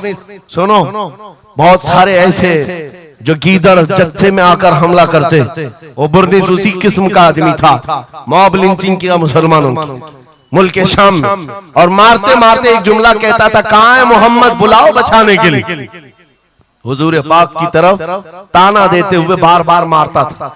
यह खबर सलाहुद्दीन को पहुंच गई। सलाहुद्दीन के पास आकर लोगों ने बताया कि मुसलमानों के काफिले को लूटा गया, मारा गया। लूट मार तो हर जगह चलती थी, लेकिन मारने वाला बार बार कह रहा था, बुला मोहम्मद को। नाउजुबिल्लाह। ये वो जमाना था जब सलाहुद्दीन अय्यूबी की ऐसी बीमारी चल रही थी जिसमें लोगों ने कहा था कि अनकरीब इनकी वफात होने वाली, मौत के करीब वाली बीमारी थी, बिस्तर से उठ नहीं रहे थे। उस वक्त जब ये खबर दी गई, सलाहुद्दीन ने कपकपाते हाथों से दुआ किया था, मौला बस थोड़ी इतनी जिंदगी दे दे कि मैं बुर्निस को बता दूं, इतनी जिंदगी और दे दे। और उसके बाद 2.5 साल का अरसा गुजरा, बिस्तर से उठे, सही भी हुए, वाक़ा हुआ, फौजें इधर से उधर फैलाई, और फिर आपको पता है तारीख में मौजूद है, वो वक्त आ ही गया, बुर्निस गिरफ्तार हुआ, सलाहुद्दीन अय्यूबी की फौज के नरगे में आ ही गया। क्योंकि तारीख बताती है बकरे की अम्मा कब तक खैर मनाएगी, एक दिन तो बकरीद आती ही है। सलाहुद्दीन के बाद जब वो कैदी गिरफ्तार होकर आया, सलाहुद्दीन की एक बात बहुत मशहूर थी, वो बड़े बड़े कैदियों को आजाद करने में मशहूर थे, बड़े बड़े जर्नलों को, सिपाहियों को आजाद करते थे। 1 लाख से ज्यादा सिपाहियों को आजाद किया जो जंग में कैदी होकर आए थे, बहुत सारे लोगों को आजाद किया। बुर्निस को जब गिरफ्तार करके लाया गया और फिर सलाहुद्दीन अय्यूबी के पास पेश किया गया, पूछा सलाहुद्दीन ने, क्या गुमान है तेरा मेरे मुताल्लिक? उसने कहा, अब तक जो सुनता आया वही है कि आप रहमदिल हैं, खैरख्वाह हैं और बहुत जल्दी आजाद करते हैं। सलाहुद्दीन ने कहा, अब तुझे अगर आजाद किया तो अल्लाह का अजाब आ जाएगा, अल्लाह का अजाब आएगा। और उसके बाद तलवार उठाई, उसकी गर्दन पर रखा। 2.5 साल पहले तूने कमजोर मुसलमानों को एक कहा था, बुलाओ मोहम्मद को, कहां है ये देख, मोहम्मद रसूलुल्लाह ने मुझे भेजा है और तेरी गर्दन लेने के लिए भेजा है। तू रसूलुल्लाह को पुकारता है, अभी गुलाम जब तक जिंदा है वो काफी है। और उसके बाद तारीख में ये बात लिखी हुई है मेरे अजीजों, सलाहुद्दीन अय्यूबी बीमारी के आलम में 2.5 साल का जो अरसा गुजारा है, इस बात के इंतजार में कि जब तक हुजूर पाक की तरफ से जवाब नहीं दूंगा, उस वक्त तक सलाहुद्दीन कभी बिस्तर पर एक रात भी नहीं सोए, खुली जमीन पर सोते थे और कभी पैर फैलाकर नहीं सोया, कभी पैर फैलाकर नहीं सोया। जब नबी पाक की शान में कोई कुत्ता भौंक रहा हो, सलाहुद्दीन को यह ज़ेब नहीं देता कि वो बिस्तर पर पैर फैलाकर सो सके। ये इश्क था, ये इश्क था जिसकी बुनियाद पर वो 12,000 का लश्कर लेकर एक बार उतरा था और 4 लाख की फौज को खदेड़ कर रख दिया था। ये ताकत और कुव्वत मेरे अजीजों हुजूर की मोहब्बत से आती है। हुजूर पाक की आजमत दिलों में बिठाओ, अल्लाह तुम्हारा रौब खुद कायम फरमाएगा, तुम्हारा रौब अल्लाह कायम फरमाएगा। लोगों को ये लगता है कि तंजीमें बनाना चाहिए, लोगों को ये लगता है कि फौज बनानी चाहिए। मैं कभी इस बात की बात नहीं किया, इसीलिए डरते नहीं, हम कोई सीक्रेट मीटिंग भी नहीं करते कभी। आज लोग हमारी जासूसी में इतने पेश हैं, बहुत इधर की खबर उठाओ, उधर की खबर ले जाओ, हर चीज कर लो मियां। हम छुप करके कोई बात करें तो तुम्हारे पास लगे हम जो बात करते हैं खुले मैदान में करते हैं। उसकी वजह यह है, उसकी वजह यह है कि हम वो जामे इश्क़े मोहम्मद अपने जवानों को पहनाना चाहते हैं, जिसे पहनने के बाद गली कूचों से भी गुजरे तो कई कीड़ों की यूं ही मौत होता है।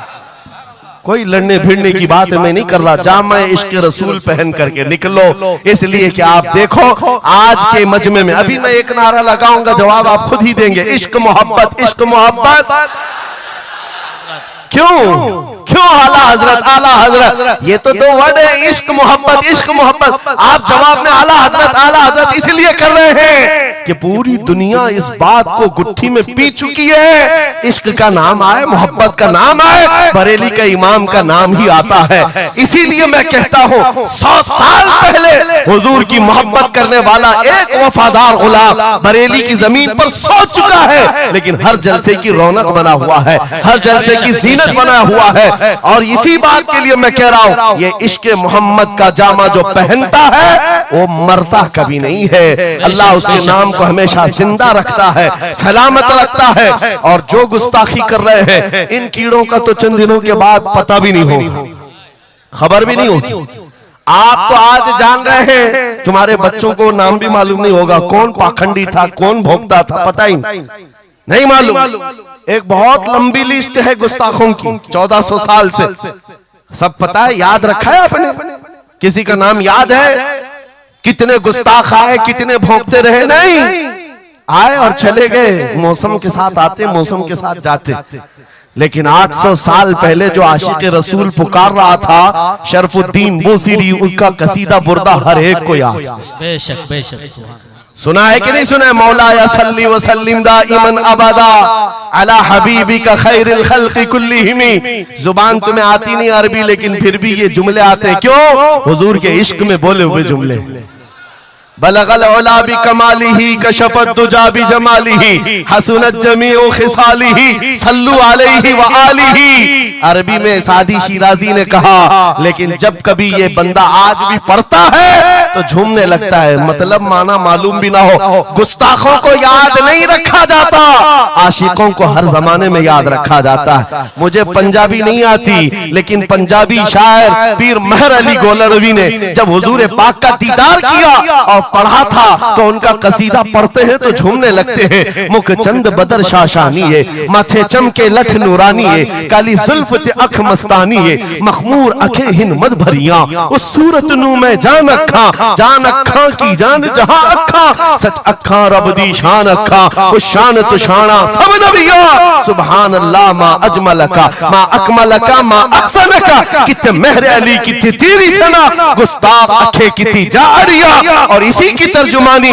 बरेली के इमाम ने किया था कि वो कमाल हुस्न हुजूर है कि गुमान नक्श जहां नहीं, यही फूल खार से दूर है, यही शम्मा है कि धुआं नहीं। सुभान। नारे तकबीर, नारे रिसालत, नारे हैदरी। सुभान। मेरे अजीजों, इज्जत रसूलुल्लाह के कदमों से वाबस्ता है, ये मैं आपको बता रहा हूं। ये तो दुनिया की बात है, ये दुनिया की बात। आज मैं आपके दरमियान यहां से खिताब कर रहा हूं। मुझे ये जब आपकी कमेटी वाले हजरात आए थे, मुझे पहले तो जगह का इल्म नहीं था, लेकिन जब बताया गया तो मैं हैरत में था। इधर ही करीब में कमिश्नर हाउस भी है, हाँ यही सामने आकर के हमें खिताब करना है, कोई बात नहीं। आज यहां से लेकर बंगाल की खाड़ियों, गुजरात से लेकर कश्मीर तक, हर जगह तकरीबन 22 स्टेट में मैं जाकर देख कर आ रहा हूं, पिछले 200 जलसों से खिताब कर। हर जगह का डीएनए मुसलमानों का एक ही है। हुजूर का नाम लो, हुजूर का नाम लो, तो फिर ये इनके अंदर जो हलचल है, ये मोहब्बत है, ये बेदार होती है। अजीज़ान गिरामी वक़ार, ये डीएनए पूरी जगह का एक ही है, हुजूर की बात। इसीलिए मैं कहता हूं, मुझे दुनिया आज पहचानती है तो इसलिए नहीं कि किसी सियासी पार्टी का नेता है, इसलिए पहचानती है कि हुजूर की इज्जत पर बात आए तो ये जवाब देता है। जब तक दिखे न थे तो कोई पूछता न था, या रसूल अल्लाह तुमने खरीद कर हमें अनमोल कर दिया। सुभान अल्लाह, सुभान अल्लाह। लब्बैक लब्बैक या रसूल अल्लाह, लब्बैक लब्बैक लब्बैक या रसूल अल्लाह, लब्बैक लब्बैक लब्बैक या रसूल अल्लाह। इसी के साथ कुछ तुम्हारी इस्तिकामत के लिए मैं बातें बता दूं। इस्तिकामत के लिए देखो, मुसीबतें आएंगी, हुजूर की मोहब्बत की बात करना इतना आसान नहीं है कि तुम्हें रोज हलवा पराठा ही मिलते रहे और खा करके आराम करते रहो। फिर तुम्हें बिलाल हबशी को भी याद रखना होगा, खब्बाब इब्न अल-अरत को भी याद रखना होगा, ज़ैद बिन दसना, खुबैब इब्न अदी को याद रखना होगा। ये वो सहाबा हैं जिन्होंने हुजूर की मोहब्बत में सिर्फ जख्म नहीं खाए हैं, आग भी बर्दाश्त की है और इनकी पूरी चमड़ियां गला दी गई थी, उसके बावजूद वो जमे रहे, इस्तिकामत के उस मैदान पर डटे रहे। आपको पता है जब बिलाल हबशी मदीने में थे, हजरत उमर फारूक रज़ियल्लाहु ताला अन्हु उनको बुलाते थे तो क्या कहकर, या सैयदुना बिलाल, ऐ हमारे आका बिलाल आइए, जो अमीरुल मोमिनीन है वक्त के। और वो बिलाल हबशी को आका कहकर पुकारते। हजरत बिलाल कहते, सरकार मैं गुलाम आदमी, अमीरुल मोमिनीन मैं गुलाम आदमी, हबशी आदमी, आप जब आका कहते हैं तो मुझे शर्म आती है, आप क्यों कहते हैं? सैयदना उमर फारूक कहते, आप करीब आइए, अपना जुब्बा उठाइए। जब वो जुब्बा उठाते उनकी पीठ पर उमर फारूक बोसे लेते और कहते, जो जख्म तुमने रसूलुल्लाह की मोहब्बत में खाए हैं वो दुनिया ने नहीं खाए हैं, वो हमने नहीं देखे हैं। इसीलिए मेरे अजीजों, हुजूर पाक की मोहब्बत के बाद फिर इस्तिकामत का इम्तिहान भी होगा। आज जो जगह जगह हालात पैदा हो रहे हैं, इम्तिहान की घड़ी आ गई है। अगर तैयार हो तो फिर मैं आगे बात करूं। हुजूर की मोहब्बत पर इम्तिहान देने के लिए हर जवान अगर तैयार है तो फिर आगे बात की जाएगी। बार बार तुम्हें कोई कछोके देता रहे, वसवसे डालता रहे, सोशल मीडिया पर तुम्हारे जज्बात को उभारते हुए तुम्हारे लिए गंदी बातें करे कि ये कट रहे हैं, मुल्ले काटे जा रहे हैं, मारे जा रहे हैं, गज्जा में इनके साथ ऐसा विनाश किया जा रहा है, 20,000 लोगों को मार मार कर बारूद से राख बना दिया गया है। ये सारी बातें तुम्हारे पास लाते हैं तो कुछ जवान ये समझते हैं हम नरोस हो गए हैं, हम मायूस हो गए हैं, इनका जवाब क्या दे। सही बात तो है, शाम में भी काटे जाते हैं, इराक में भी मारे जाते हैं, अफगान में भी, बर्मा में भी, यमन में भी, हर जगह हमारी मौत है, हमारी मौत है। और इसको जालिम ये बता बता करके ये कहते हैं कि देखो अगर तुम सच्चे हो, तुम्हारा दीन सच्चा, तुम्हारा खुदा सच्चा, तो इतने मारे क्यों जाते हो? तुम ना उम्मीद और मायूस ना होना है ना जवानों, बात इतनी करना, इतनी बात करना। ऐ नादान, तुझे पता नहीं हमारा मसला क्या है, तुझे पता नहीं हमारा मसला क्या है। हम जो है ना वो रसूलुल्लाह को शमा समझते हैं और जितने हैं ये परवाने हैं, और परवाना होता ही है मरने के लिए।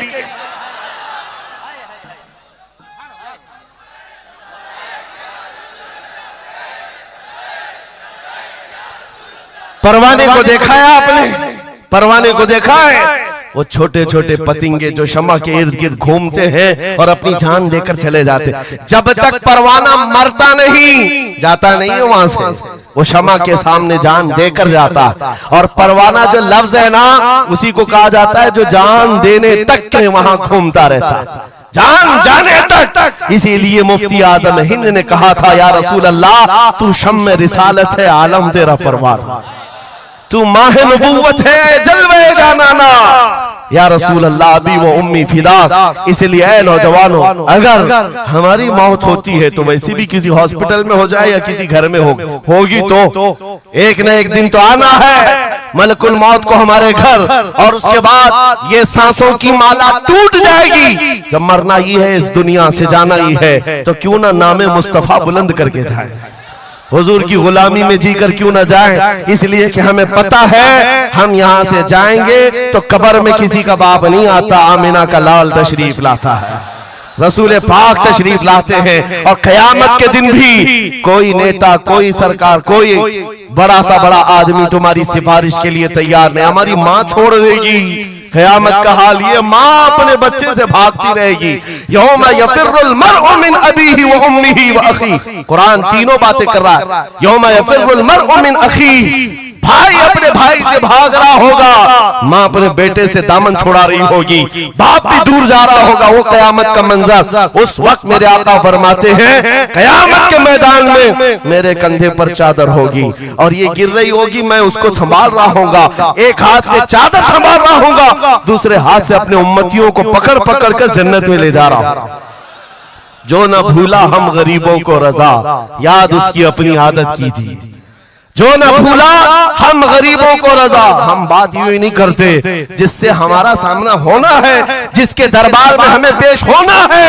इसी को आला हजरत ने क्या कहा, जब तुम्हें हुजूर के पास जाना ही है, सिफारिश उनकी करवानी ही है, उनके साथ जन्नत जाने की बात करते ही हो, तो फिर इधर उधर की बात क्यों। आज ले उनकी पनाह, आज ले उनकी पनाह, आज मदद मांग उनसे, कल न मानेंगे क़यामत में अगर मान गया। उन्हें जाना, उन्हें माना, न रखा गैर से काम, लिल्लाहिल हम्द मैं दुनिया से मुसलमान गया। तो पूछते हैं अगला जमाना क्या होगा।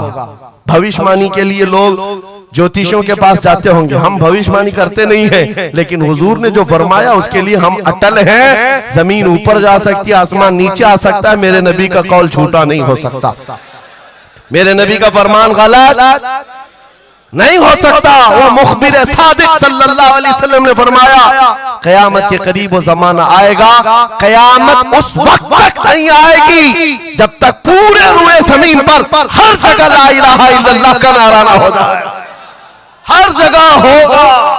और कुरान भी यही कहता है, वलो करिहल काफिरून, अगरचे काफिरों को ये बात पसंद नहीं आती, वलो करिहल मुशरिकून, मुशरिकों को अगरचे ये बात पसंद नहीं आती हो, लेकिन ये होकर रहेगा, मेरे से होकर रहेगा।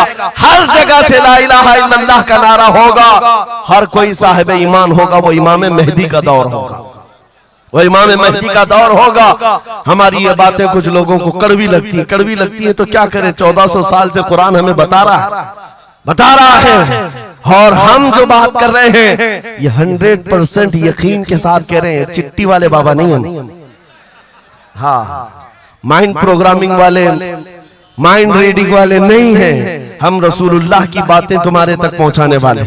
तुम्हारी चिट्ठी गलत हो सकती है, मदीने की खबर कभी नहीं झूठी हो सकती, कभी नहीं। हालात अगर आज बिगड़े हैं तो कोई बात नहीं, कुछ देर की खामोशी है, फिर शोर आएगा। आज कुत्तों का वक्त है, कल हमारा दौर आए।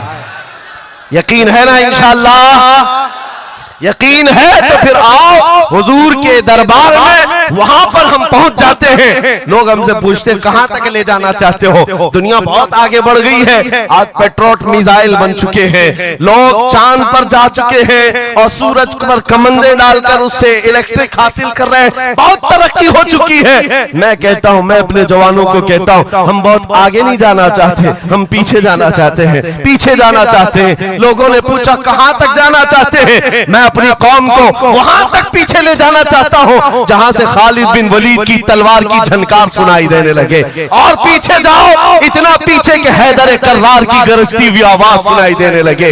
और पीछे जाओ, इतना कि उमर इब्ने खत्ताब की अदालत का मंजर नजर आने लग जाए। और पीछे जाओ, इतना कि सिद्दीक अकबर का हक को और उनका बयान सुनाई देने लग जाए। इतना पीछे चले जाओ कि मस्जिद नबवी में पहुंचो, अपने कानों से रसूलुल्लाह की आवाज आने लग जाए।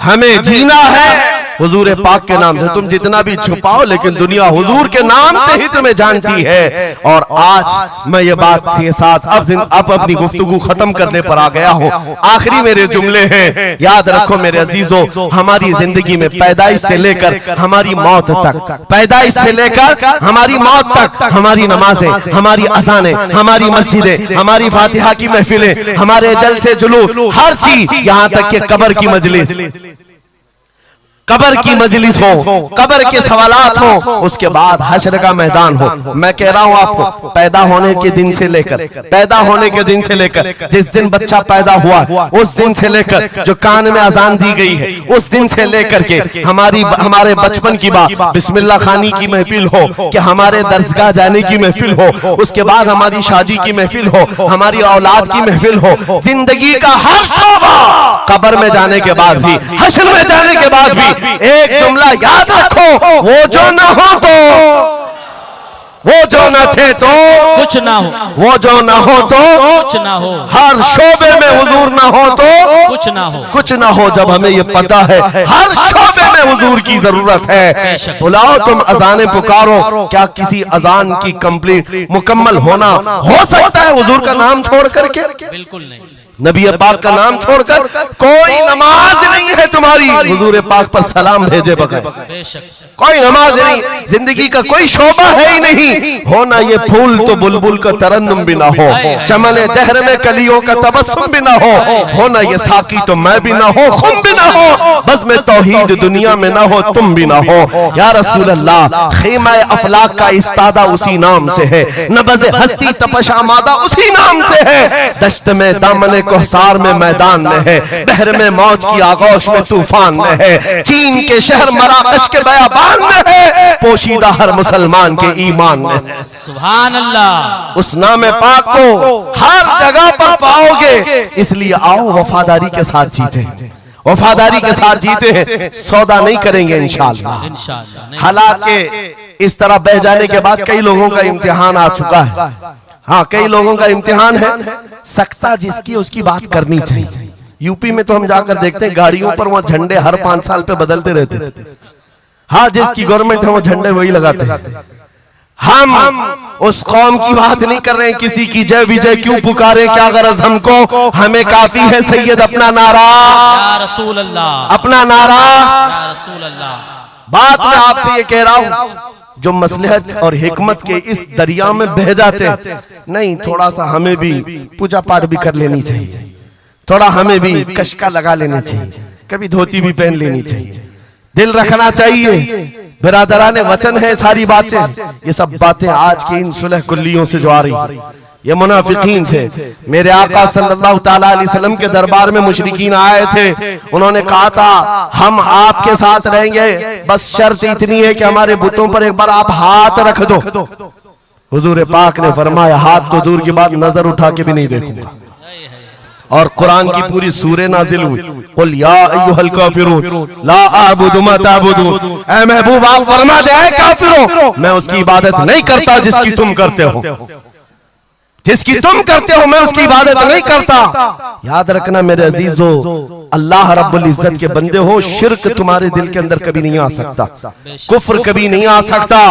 हालात के इन बहाव पर जो बह गया वो इम्तिहान में खत्म हो गया, वो चला गया, और जो जमा रहा चाहे जैसी भी बात होगी, लेकिन मैं अल्लाह को अकबर मानता हूं तो अकबर ही है। बेशक अल्लाह अकबर, अल्लाह अकबर। इस नारे में किसी को दिक्कत है? हाँ, आगे की कुछ बातें ये, मैंने कल ही एक बात कहा, तवज्जो, तारीख में जाओगे अगर, बाज लोग ये कहते हैं अरे सब हालात हो गए, अभी खत्म हो गया, अब क्या करना है। एक जुमला मेरा नोट करके याद रखो, किसी मस्जिद में एक बुत रख देने से मस्जिद बुत कदा कभी नहीं बनती, मस्जिद बुत कदा कभी नहीं बनती। तारीख गवाह है, काबे के अंदर 360 रखे थे, तब भी काबा काबा ही था। और मेरे आका सल्लल्लाहु ताला अलैहि वसल्लम जब तशरीफ लाए, काबे को हर तरह की बुराइयों और आलाइशों से पाक किया और शिर्क और कुफ्र से पाक किया। उस काबे मुकद्दसा को मेरा यकीन है मेरे आका का कोई गुलाम आएगा, कुफ्र और शिर्क से पाक करेगा और उम्मत मोहम्मदिया के हवाले करेगा। जहां से नाकूस मचते हैं इंशाअल्लाह आवाज आएगी अल्लाहु अकबर, अल्लाहु अकबर। नाउमीदी के साथ जीना यह हमारे लिए हराम है, हराम है। हम रसूलुल्लाह के दीन पर कायम हैं, तो हमारे पास किसी चीज की कमी हो तो फिर इधर उधर मुंह उठाएं। जिस दीन में अल्लाह ताला ने किसी बात की कमी नहीं रखी, उस कौम को यह जेब नहीं देता कि वो दूसरी प्रॉपर्टी पर नजर करे। जरूरत नहीं है किस चीज की कमी है, किस चीज की कमी है, मौला तेरी गली में, उकबा तेरी गली में, दुनिया तेरी गली में। और फिर आला हज़रत की वो बात मैं बताता हूँ, फिर के गली गली तबाह, ठोकरे सबकी खाई क्यों, दिल को जो अक्ल दे खुदा तेरी गली से जाए क्यों। हुजूर के दरबार में जो है इज्जतों के साथ, इज्जतों के साथ। लखनऊ से एक राफजी कुत्ता 2 साल पहले धर्म परिवर्तन करके निकला था, नाम भी बदल लिया था। टीवी मीडिया वालों ने बहुत हॉट सीट पर बिठाकर चर्चे किए थे, देखो मुसलमान छोड़ छोड़ करके आ रहे हैं दीन इस्लाम, एक्स मुस्लिम एक भी मिल जाए बिठाया जाएगा ऊंची कुर्सी पर, बाकी एक्स जो दूसरे हैं उनको कोई नहीं पूछता। यहाँ दीन इस्लाम में रोज दाखिल होते हैं, इनको नहीं पूछा जाता कि फलां चीज छोड़ के इधर क्यों आए, नहीं, इस्लाम छोड़े हुए को हॉट सीट पर बिठाया जाएगा और पूछा जाएगा क्या बात थी, क्यों आए। ये तो सिर्फ और सिर्फ ये एक तौर पर लोगों के दरमियान टीआरपी हासिल करने का तरीका होता है मेरे अजीजों। बाकी उनकी पर्सनल जिंदगी को देखो, जो छोड़ करके गए थे 2 साल नहीं गुजरे कि वहां से भी किक मार कर निकाल दिए। धोबी का कुत्ता, न घर का न घाट का, ना अपने घर का बन सका, ना अपने कौम का, ना अपने दीन का, ना ही उनका हुआ जिनकी जूतियां उठा करके जीना चाहता था। कहां से वो कबूल करेंगे, वो दूसरे कास्ट को नहीं कबूल करते, तुझे कहां से लेंगे, कहां से लेंगे। हाँ, आला हजरत ने 100 साल पहले एक बात कही थी, या रसूल अल्लाह, जो तेरे दर से यार फिरते हैं दर बदर यूं ही खार फिरते हैं, सुभान अल्लाह, दर बदर यूं ही खार फिरते हैं। हुजूर पाक की बारगाह से जो निकला है जिल्लत के साथ जी रहा होता है, और जो हुजूर के दरबार में आया है इज्जतें तो इतनी। उस बिलाल हबशी को देखो, मक्का वाले जिनके पैरों में रस्सी डालकर खींचते थे, 6 साल के बाद जब वही बिलाल हबशी रसूलुल्लाह के साथ वापस मक्का में फतेह मक्का के दिन दाखिल हुए थे, मक्का में पहली अजान हो रही थी, अल्लाह के नबी ने बिलाल हबशी को काबे की छत पर चढ़ाया था, काबे की छत पर, ताकि मक्का वाले देखें जिस मोहम्मद अरबी के गुलाम को तुम मारते थे, सजाएं देते थे, अंगारों पर सुलाते थे, आज अल्लाह ताला ने उसी गुलामी की जजा पर काबे की छत पर पहुंचा दिया। जो नबी पाक की गुलामी में जख्म भी खाए, मौला करीम उसके मकामात को बुलंद कर देता है। एक बात ये तय है, हमारा जाना तो है ही दुनिया से आज या कल, लेकिन इसका मतलब ये नहीं हमारे मर जाने से इस्लाम भी खत्म हो जाएगा, ये जोश और जज्बा भी खत्म हो जाएगा।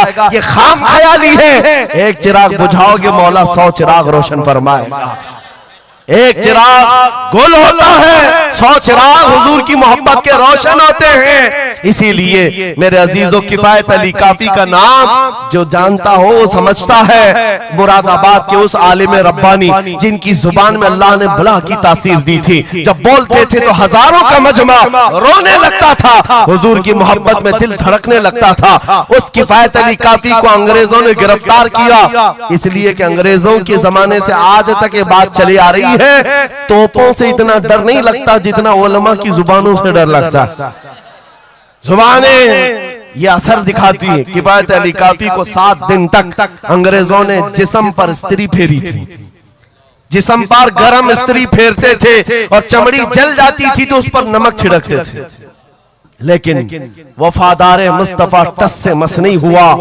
हफ्ता भर के बाद किफायत अली काफी से पूछा गया, आ जाओ हम मनसब भी देंगे, वजारत भी दे देंगे, शाही खजाने से हर महीने वजीफा भी। किफायत अली काफी ने कहा, इतना सस्ता दीन नहीं है मेरा, हमने जो बेचा है वो हुजूर के हाथों में बेच दिया, अपनी जान, अपना माल, अपना सब कुछ। उसके बाद अंग्रेजों ने कहा तो फिर तैयार हो जाओ मरने के लिए। कहा इसी बात के इंतजार में जीते हैं, इसी बात के इंतजार में जीते हैं, इश्क अगर जुर्म है तो फांसी की सजा दो मुझको। किफायत अली काफी को मुरादाबाद शहर के चौराहे पर लाकर फांसी पर लटकाया जा रहा था। जानते हो आखिरी ख्वाहिश पूछी गई, कोई ख्वाहिश है? बीवी बच्चों से मिलना, एक प्रॉपर्टी की जायदाद की वसीयत करनी है। किफायत अली काफी ने कहा, जिसने उनको पैदा किया वो मुसब्बिबुल असबाब, उनका मालिक व मुख्तार है, वो उनके रिस्क का मुसब्बिबुल असबाब है। मुझसे पूछते हो आखिरी ख्वाहिश क्या है, तो बस मैं एक नाते रसूल पढ़ना चाहता हूं, जाने से पहले ये कह करके जाऊंगा। और रकम हो गई तारीख में, ये बात पढ़ा था किफायत अली काफी ने, कोई गुल बाकी रहेगा न चमन रह जाएगा, पर रसूलुल्लाह का दीने हसन रह जाएगा। सब फना हो जाएंगे काफी वो, लेकिन हश्र तक नाम हजरत का जुबानों पर चलन रह जाएगा। सुभान अल्लाह, सुभान। फांसी तो दे दी। जो बात मैं कहने जा रहा हूँ बड़ी तवज्जो से, 8 दिन तक जश्न मनाया था अंग्रेजों ने, यह 1857 की बात कर रहा हूँ। हूं। गदर जिसको कहते हैं अंग्रेज, 1947 की आजादी से तकरीबन 90 साल पहले ये अभियान शुरू हो चुका था, तहरीक शुरू हो चुकी थी 1857 की, जब किफायत अली काफी को फांसी दिया। अंग्रेजों ने 8 दिन तक जश्न मनाया था। किस बात का जश्न था? कि एक ऐसा आदमी हमने मार गिराया है जो बार बार मोहम्मद अरबी की बात करता था, रूह फूंकता था जवानों में, मुसलमानों को बेदार करता था। अब कौन उठाएगा, अब कौन बेदार करेगा? उन जालिमों को पता नहीं, एक मुरादाबाद शहर में तुम किफायत अली काफी को फांसी दे रहे हो, उसी के पड़ोस शहर में मौला बरेली में इमाम अहमद रजा को पैदा फरमा रहा है। सुभान अल्लाह, सुभान अल्लाह। मुरादाबाद और बरेली में सिर्फ 100 किलोमीटर का फासला है। एक आशिक को तुमने फांसी दे दी। यही जमाना है जब आला हजरत बरेली में पैदा हो रहे हैं। अंग्रेजों के ख्वाबो ख्याल में भी नहीं है एक आशिक के खत्म होने के बाद दूसरा जो उठेगा वो क्या हंगामा करेगा। और बरेली के ताजदार ने हंगामा ऐसा किया है, चप्पे चप्पे से आज आवाज आती है, डाल दी कल्ब में अज़मत मुस्तफा सैयदी आला हजरत पे लाखों सलाम। सुभान अल्लाह, सुभान अल्लाह। बहुत मेरे अजीजों, ये कभी खत्म ना होने वाला सिलसिला, हुजूर पाक सल्लल्लाहु तआला अलैहि वसल्लम की मोहब्बत का सिलसिला कभी नहीं खत्म होगा। मैं बहुत देर पहले ही कह चुका था, ये मेरे आखिरी जुमले हैं, लेकिन मुझे कहा गया है कि हजरत तशरीफ ला रहे हैं, इसलिए जब तक स्टेपनी बना हुआ तब तक के लिए स्टेपनी है। हजरत तशरीफ लाए, अब हमारी भी ताकत जवाब दे रही है। आपकी ताकत जवाब नहीं दी है तो एक बार हुजूर को पुकारो, लब्बैक या रसूल अल्लाह, लब्बैक लब्बैक या रसूल अल्लाह, लब्बैक या रसूल अल्लाह, लब्बैक या रसूल अल्लाह। आओ हम अपनी गुफ्तगू का इख्तिताम इस बात पर करते हैं, या रसूल अल्लाह तेरे गुलामों का नक्शे कदम है राह खुदा, वो क्या बहक सके जो ये सुराग लेके चले। मुसलमानों, इस बात सख्त गिर लोग थे। यज़दगर्द उनका जो बादशाह था ईरान, किसरा, भाई सुपर पावर कहते हैं उस जमाने की, हजारों नहीं लाखों की फौज रखते थे। इतना आसान नहीं था, मुहिम तो छिड़ी थी हजरत अबू बकर सिद्दीक के जमाने में। और हजरत खालिद बिन वलीद मुल्क शाम गए, वहीं थे। शाम रोमियों के कब्जे में था, जो रोमन एम्पायर है। अब हजरत उमर फारूक रज़ियल्लाहु तआला अन्हु को यह खबर थी अच्छी तरह से कि सिद्दीक अकबर के जमाने में ईरान के इन इलाकों में मुहिम चल रही है, मुसलमान गए हुए हैं, कुछ इलाके बते हुए। तो आपने उसी मुहिम को और ताजा करने के लिए अपनी खिलाफत का सबसे पहला खुतबा दिया। खिलाफत में आने के बाद खुतबा दिया और मुसलमानों को उभारने लगे। तकरीबन 20 दिनों तक कोई आए नहीं। फिर उसके बाद जलाले फारूकी ऐसा था, आपके खुतबे ने ऐसा जोश भर दिया कि मदीना तैयबा और अतराफ के सारे मुसलमान जमा होने शुरू हो गए कि हम जाएंगे उस ईरान की ताकत को ताख्त व ताराज करेंगे। अब इस फौज को जब हजरत उमर फारूक ने जमा किया, अबू उबैद सक़फी हैं, बनु सकीफ कबीले के सहाबी थे, इनकी सिपह सालारी में हजरत उमर फारूक रज़ियल्लाहु तआला अन्हु ने मदीना तैयबा से फौज रवाना की। और ये फौज निकली, फिर ईरान की उन सरहदों में दाखिल होने लगी। ईरान के यज़दगर्द को जब पता चला कि मुसलमान आ रहे हैं, तो चूंकि पहले ही जंगों में खालिद बिन वलीद ने उनके दांत खट्टे कर रखे थे, उन्हें पता था, तो अपना मशहूर और मारूफ पहलवान, जिसको आज भी दुनिया नाम से याद रखती है, रुस्तम पहलवान, ये ईरान का पहलवान है और उसकी पहलवानी के चर्चे पूरी दुनिया में थे। रुस्तम को तैयार किया और 20,000 की फौज देकर के यज़दगर्द ने भेज दिया मुसलमानों की इस फौज को रोकने के लिए।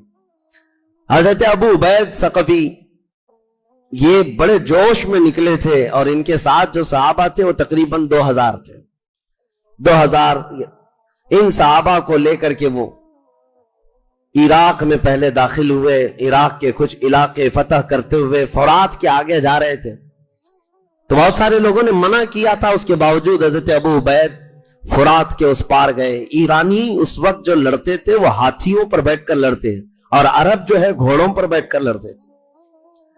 घोड़ों का रिवाज था और उनके यहां हाथी पर बैठकर सवार होकर आते, और उनके देव पेकर हाथी ऐसे थे कि जब वो मैदान में आए तो इनके घोड़े बिदक गए, बड़े बड़े जानवरों को देखकर, हाथियों को, तो मुसलमान पसपा हो गए, पीछे की तरफ हटने लगे। और इसी असना में ईरानियों के हाथियों के हमले से हजरत अबू उबैद उनके नरगे में आ गए और एक हाथी ने अपने सूंड में दबाकर अपने पैर में उनको कुचल दिया, वो शहीद हुए। तो ये मुसलमानों की पसपाई हुई। हजरत उमर फारूक रज़ियल्लाहु तआला अन्हु को खबर मिली तो इसका बड़ा कल्क हुआ। तकरीबन 700 या 800 के करीब मुसलमान वहां शहीद हुए। और दरियाए फुरात है इराक में और दरियाए दजला है। अब इन हालात के चलते हुए जंगें कसरत से चल रही हैं। फिर हजरत साद इब्न अबी वक्कास रज़ियल्लाहु तआला अन्हु को अमीर मुकर्रर करके सिपह सालार बनाकर हजरत उमर फारूक रज़ियल्लाहु तआला अन्हु ने 20,000 का लश्कर तैयार किया। यह मुसलमानों का बड़ा लश्कर था जिसमें बदरी सहाबा थे, उहद के सहाबा थे, फतेह मक्का के सहाबा थे। यह अजीम सहाबा और शहजादे सहाबा के जितने थे सब शामिल थे। और इसमें इतना जोश था कि खुद हजरत उमर फारूक दौड़े दौड़े इस जंग में आना चाहते थे। आपको लोगों ने रोक दिया कि मदीना को खाली नहीं किया जा सकता, आप यहां रहे। हजरत साद इब्न अबी वक्कास को ऐसी तंबीह करके भेजा था हजरत उमर ने कि हर मंजिल का मुझे नक्शा कंटिन्यू भेजते रहे, यानी बिल्कुल कांटेक्ट में रहे, और हर जगह क्या क्या हालात है कासिद को फौरी तौर पर भेजते रहे। उस वक्त निजाम कासिद का था। तो हजरत उमर को इराक के चप्पे चप्पे का इल्म था। आपने जंगी तरतीब ऐसी दी हजरत साद इब्न अबी वक्कास को भेजकर, ये वही फौज है मेरे अजीजों तारीख की जो इराक की सरजमीन पर उतरी और ईरानियों के मुकाबले में आई। तो ईरानियों ने मेहरान और जाज़वे नाम के 2 बड़े सिपह सालारों को भेजा था, तकरीबन 1 लाख की फौज देकर। और ये है जंगे कादसिया जो मशहूर है। जंगों में जंगे कादसिया का नाम अगर आप सर्च करें तो आपको पता चल जाएगा। एक बहुत ही अजीम जंग लड़ी गई, आसान नहीं थी। 20,000 साहबा और उसके बाद उनकी 1 लाख की नहीं बल्कि 2 लाख की फौज हो गई। और उनमें हाथी, बड़े बड़े किस्म के पहलवान सब जमा हुए। कादसिया का ये मैदान हजरत साद इब्न अबी वक्कास की सिपह सालारी में लड़ा जाना था। पहला ही दिन ऐसा था कि कसरत से मुसलमान शहीद हुए, लेकिन पीछे नहीं हटे जंगे कादसिया में। और ये जंग ऐसी थी जहां सहाबा अपना जिगर निकाल कर रख चुके थे। कई ऐसे सहाबा हैं जिनकी कुर्बानियों को जिक्र करने के लिए तवील वक्त दरकार है, तवील वक्त। जंगे कादसिया में एक सहाबी हजरत खंसा, ये पहले जमाने जाहिलियत की शायरा थी, शेर व शायरी करती थी। और इनकी शेर व शायरी ऐसी मशहूर थी, जब कोई मरता था अरब में तो उस पर मरसिया बोला जाता था। मरसिया मातम करने के लिए, रुलाने के लिए शेर बोलते थे। तो ये खंसा इस बात में मशहूर थी, जब इनके भाई का इंतकाल हुआ था और एक बार बाप का इंतकाल हुआ था, तो अपने भाई और बाप के इंतकाल के वक्त जो इन्होंने मरसिये पढ़े थे, अरब लोग 2 साल तक सुनकर रोते थे। उन्होंने 2 साल तक रुलाया है, नए नए शेर बोल बोल करके लोगों को रुलाया, जैसे आज मातम की मजलिसों में रुलाया जाता है। तो उस वक्त ये मातम का रिवाज था, नोहा करती थी औरतें, और अरब की जाहिलियत में मरने पर इस तरह के मरसिये पढ़े जाते थे। ये वो खंसा है जो जमाने जाहिलियत की मशहूर शायरा। अल्लाह अकबर, दीन इस्लाम जब किसी के सीने में दाखिल होता है तो तब्दीली कैसे आती है। ये वही खंसा है। जंगे कादसिया के लिए जब मदीने में सहाबा जमा हो रहे थे, ये खातून दौड़ी दौड़ी हजरत उमर के पास आई और कहा, मेरे 4 बेटे, मैं चारों को भेजना चाहती हूं। 4 लड़के। लोगों ने तो ये देखा हजरत खंसा साहबियां ईमान ला चुकी हैं, 4 जवान बेटों का हाथ पकड़ करके जंग में ले आई थी। अब ये मरसिये के शेर नहीं पढ़ती थी, गम के अशार नहीं पढ़ती थी, बल्कि जब मुजाहिदीन मैदान में उतरते थे उनको जोश दिलाने के ऐसे अशार पढ़ती कि कोई पीछे मुड़ना भी पसंद नहीं करता था। औरत बोल रही है, औरत के शेर व शायरी है। तो अपने बेटों को अपने अशार से ऐसा मजबूत करके मैदान में उतारी थी। कहां है वो माएं आज बच्चों के लिए खौफजदा होती हैं? कहां वो मां है जो 4 जवान बेटों को मैदान में उतार कर फिर पीछे खड़ी होकर शेर व शायरी भी कर रही है, सिर्फ इस बात पर कि तुम दुनिया की उस अजीम कौम से वाबस्ता हो जिसका अमीर मोहम्मद रसूलुल्लाह है, जिसके रसूल मोहम्मद रसूलुल्लाह है। वो शार में ऐसी बातें कहती। इत्तेफाक ऐसा है कि उस जंगे कादसिया में हजरत खंसा के चारों बेटे शहीद हुए। 4 बेटे एक साथ इंतकाल किए हैं। तो अरब में ये बात फैल गई कि खंसा अब कैसे मरसिया पड़ेगी। भाई की मौत पर तो 2 साल रुलाया, बाप की मौत पर तो 2 साल रुलाया, 4 बेटे मर गए, अब क्या पड़ेगी और कितना रुलाएगी। लोगों ने आकर कहा अब कौन से मरसिया पड़ेगी। हजरत खंसा ने कहा 4 बेटों की मौत पर अब मैं ये पढ़ूंगी, इन्ना लिल्लाहि व इन्ना इलैहि राजिऊन। बस हम अल्लाह के लिए हैं और अल्लाह ही की तरफ लौटने वाले हैं। इस्लाम पूरा दिल बदल देता है। जमाने जाहिलियत के सारे काम बदल जाते हैं। ये आज कैसी बात है कि इस्लाम में पैदा हुए, इस्लाम में बड़े हो, लेकिन जाहिलियत के अफआल और किरदार आज भी तुम्हारे अंदर पाए जाते हैं। कुछ हिंदुओं के, कुछ क्रिश्चियनों के, कुछ पता नहीं कहां के तुम्हारे घरों में ये सब रसूमात घर करने लग गए। वो ऐसे थे कि दीन में आने के बाद पुरानी सारी चीजें ऐसे निकाल देते थे, तब्दीली आती थी। जंगे कादसिया है। जंगे कादसिया में साद इब्न अबी वक्कास ने बड़ी जवां मर्दी के साथ सिपह सालारी का हक अदा किया और इसमें बहुत सारे सहाबा शहीद हुए। ये 3 दिन तक चली जंग और उसके बाद हजरत अस्मा की यहां पर वो कारकर्दगी बयान के काबिल। हजरत अस्मा ये सिद्दीक अकबर की बेटी, इन्होंने देखा यहां पर हजरत अस्मा रदी अल्लाह ताला अन्हा की ये कारकर्दगी बयान की जाती है। वो जंगे कादसिया में हो कि जंगे यरमौक में हो, लेकिन बहरहाल मैं बीच में ये सहाबा के साथ उन सहाबियात की कारकर्दगी बताता हूं कि वो सब औरतों के खीमों में आई और कहा, ऐ औरतों जमा हो जाओ, क्या चाहती हो? हमारे पास 2 ही रास्ते हैं। अगर हमारे मर्द जितने हैं शहीद हो गए, अगर ये मारे गए, तो हमारे पास 2 ही रास्ते, या तो दुश्मन कौम की बांदी बन जाएंगी हम, वो गुलाम बनाकर हमें ले जाएंगे कनीज बनाकर, कुफ्फार और मुशरिकीन के हाथों में बांदी बन करके रहना पड़ेगा, या अगर बच करके वापस भी जाओगी तो बेवा बन करके रहना पड़ेगा। 2 में से एक चीज है तुम्हारे पास। औरतों ने पूछा क्या करना है? कहा उठो और अपने जवानों को जोश दिलाओ।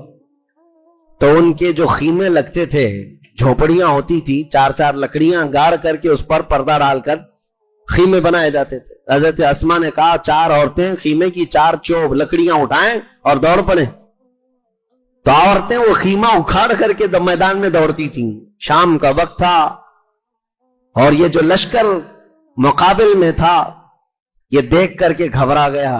उन्होंने कहा कि ना इसमें इंसान नजर आता है, ना कोई फौजी है, ये तो झोपड़ियां खुद ही चलती आ रही हैं, ये घर चलते हुए आ रहे हैं हमारी तरफ। ऐसी भगदड़ मची थी उनके अंदर कि वो आपस में एक दूसरे के ऊपर गिरते पड़ते थे। पता नहीं उनके जानवर कितने उनको कुचल गए। इनके इस किरदार पर मुसलमानों को फतेह अजीम हासिल हुई थी। जंगे कादसिया के बाद ईरान में ऐसी बात फैल गई कि अब ईरानियों की ताकत खत्म होने लगी। मेरे अजीजों, एक जंग में 10-10 हजार ईरानी मारे गए हैं। ये मामूली बात नहीं थी उस वक्त। उनके दौर में कभी 2000 कभी 10,000 मुकाबले में होते रहे। अब उसके बाद मुसलमानों का ये जब गफीर साद इब्न अबी वक्कास के साथ दरियाए दजला पर आया। अब तारीख की वो अहम बात मैं अर्ज करने जा रहा हूं, दौरे फारूकी की। ये इराक पूरा फतह कर चुके थे, अब ईरान की सरहद के अंदर दाखिल होना था। अब बचा कचा ईरान जो पर्शियन एम्पायर है, उन्होंने अपने ईरान को संभाल रखा था। दूर दूर सरहदें फैली थी, मुसलमान चलते चलते सरहदों में अंदर आ गए थे। जो आज का ईरान है, इतना ईरान बचा उनके हाथों में बचा था। अरे बादशाह के लिए कुछ तो छोड़ो। अब ईरानी बादशाहों ने दरियाओं के किनारे पूरी फौज लगा रखी थी कि मुसलमान कहीं से पार होकर के इस सरहद के अंदर ना आ जाएं, और दरिया दजला के ऊपर जितने पुल बने थे, ब्रिज, सब तोड़ डाले कि दरिया उबूर करके पार करके कोई आ ना सके, क्रॉस ना कर सके। लेकिन सहाबा का जोश और जुनून ऐसा था कि वो कहीं को रुकने वाले नहीं थे। इसी को अल्लामा इकबाल ने कहा है, थमता न था किसी से सैले रवां हमारा। जब वहां पहुंचे तो साद इब्न अबी वक्कास के साथ जो सहाबा थे उनसे उन्होंने पूछा कि अब क्या करना है, आगे बढ़ना है? सहाबा ने कहा आगे तो बढ़ना है, रास्ता कहां है? साद इब्न अबी वक्कास ने कहा चलो इसी दरिया में घोड़े डाल देते हैं। दरिया वो छोटे पानी का नहीं है, अंदर जाने के लिए भी 10 मिनट की गहराई है। अंदर अगर डूबना भी चाहे 10 मिनट तक जाता रहे। दुनिया की गहरी नदियों में से है दरिया दजला, और चौड़ाई भी काफी है। और उसमें घोड़े डालने की बात कर रहे हैं। किसी एक सहाबी ने भी ये नहीं कहा कैसे डाले, नहीं, अमीर की इताअत मेरे आका से उन्होंने ऐसी सीखी थी, आंख बंद करके सबों ने घोड़े डाल दिए। साद इब्न अबी वक्कास ने पहला घोड़ा उस नदी के ऊपर डाला था, और घोड़ा नदी पर दौड़ता हुआ ऐसा गया था, ऐसा कि घोड़ा पानी उछालता रहा, लेकिन घोड़े के पांव अंदर नदी के अंदर नहीं धंसते थे। जब सहाबा ने देखा सिपह सालार का घोड़ा पानी को उबूर करता हुआ जा रहा है, सबों ने घोड़े डाल दिए। और दरिया पर चलते हुए ये पहली जमात है, दरिया पर दौड़ता हुआ ये पहला लश्कर है। और ईरानी फौज जो वहां खड़ी थी, उन्होंने जो जुमले कहे थे, तारीख तबरी में आज भी मौजूद है, फारसी में उन्होंने कहा था देवा आमदंद, देवा आमदंद, देव लोग आ गए हैं, जिन्नात आ गए हैं हमारी सरहद में। भला आज तक कोई इंसान पानी पर चलता हुआ नजर आया? लेकिन उन जालिमों को यह पता नहीं था ये मोहम्मद अरबी के गुलाम है। मौला अगर चाहे तो दरिया भी इनके लिए रास्ते बना दे। इसी को इकबाल ने कहा था, दश्त तो दश्त है, दरिया भी न छोड़े हमने, बहरे जुल्मात में दौड़ा दिए घोड़े हमने। ईरान की सरहदों में दाखिल हो गए। अब जो ईरानी फौज मुंतशिर हो गई, खौफ के मारे तितर बितर हो गई। यजदगर्द के पास जाकर की खबर पहुंचाई गई कि मुसलमान ईरान में दाखिल हो गए। इसी गम में कितने वजीरों का इंतकाल हो गया। लड़ने से पहले ही हार्ट अटैक आता होगा उस जमाने में, लेकिन अब के डॉक्टर सर्जरी या नई मेडिकल तहकीकात से बता देते हैं, लेकिन उस वक्त भी होता था। बहुत सारे मर गए मुसलमानों की आमद को सुनकर कि ये ईरान की सरहदों में दाखिल हो चुके। अजीजान गिरामी वक़ार, फिर उसके बाद साद इब्न अबी वक्कास रज़ी अल्लाह तआला अन्हु ईरान में दाखिल तो हो गए। अब मामला यह है कि उस किसरा बादशाह की ताकतवर फौज को ज़ेर करना है। इस ताकतवर फौज को धूल चटाने के लिए सिर्फ मुसलमानों की ये तादाद काफी नहीं थी। फिर हजरत उमर फारूक को लिखकर भेजा गया और कमक भेजी जाए और फौज भेजी जाए। बहुत सारे सहाबा शहीद हुए हैं जंग कासिया को सर करने के बाद। जानते हैं, एक और अदा मैं सैयदना उमर इब्न खत्ताब की बताता हूं। वो इस कदर तमन्ना में रहते थे कि क्या खबर है, कादसिया में क्या हो रहा है, इराक कैसे फतह हो रहा है, ईरान में क्या चल रहा है। रोज एक कासिद आता था खबर लेकर के। और जब जंगे कादसिया फतह हो चुकी मुसलमानों के लिए, जो कासिद को हजरत साद इब्न अबी वक्कास ने खत देकर भेजा था, जल्दी से जाओ उमर इब्न खत्ताब अमीरुल मोमिनीन को ये पैगाम पहुंचाओ, हमने जंगे कादसिया फतह कर ली है। वो सरपट घोड़ा दौड़ाते हुए मदीने की तरफ आ रहा था। और हजरत उमर का हाल ये था कि हजरत उमर खबर सुनने के लिए मदीने में नहीं, मदीने से बाहर जाकर खड़े रहते थे। अभी कासिद आएगा खबर लेकर आएगा, अभी कासिद आएगा खबर लेकर आएगा। लेकिन इस बार का मामला ऐसा है, मैं पढ़ करके हंसता रह गया, दिल के अंदर अजीब सी कैफियत थी। हजरत उमर खड़े हैं और कासिद खबर लेकर के आया। वहीं से आप उसको पूछने लग गए क्या खबर है कादसिया की। वो कासिद पहचानता नहीं था। वो घोड़ा दौड़ाता जा रहा है और खबर देता जा रहा है, ऐसा हुआ है वैसा हुआ है। और हजरत उमर घोड़े की दुम पकड़ करके दौड़ते हुए जा रहे हैं और खबर सुनते हुए जा रहे हैं, और वो उनको दौड़ा रहा है और खबरें सुना रहा है। हजरत उमर दौड़ते दौड़ते थक गए और घोड़े के पीछे आए। मदीने में मदीने वालों ने देखा, उस घोड़े सवार को कहा, अरे मियां अमीरुल मोमिनीन को क्यों दौड़ा रहे हो?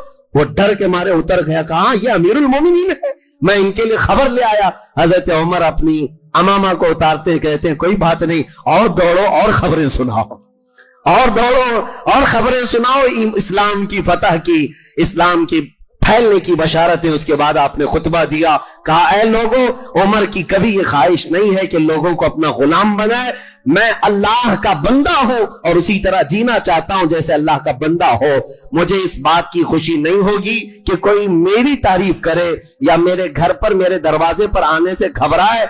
मुझे इस बात की खुशी होगी कि कोई भी शख्स अपनी जरूरत के लिए मुझे याद करे और मैं उसके काम आ जाऊं। ये खुतबे में आपने फरमाया था। उसके बाद फिर अब दौर आता है सैयदना खालिद बिन वलीद का।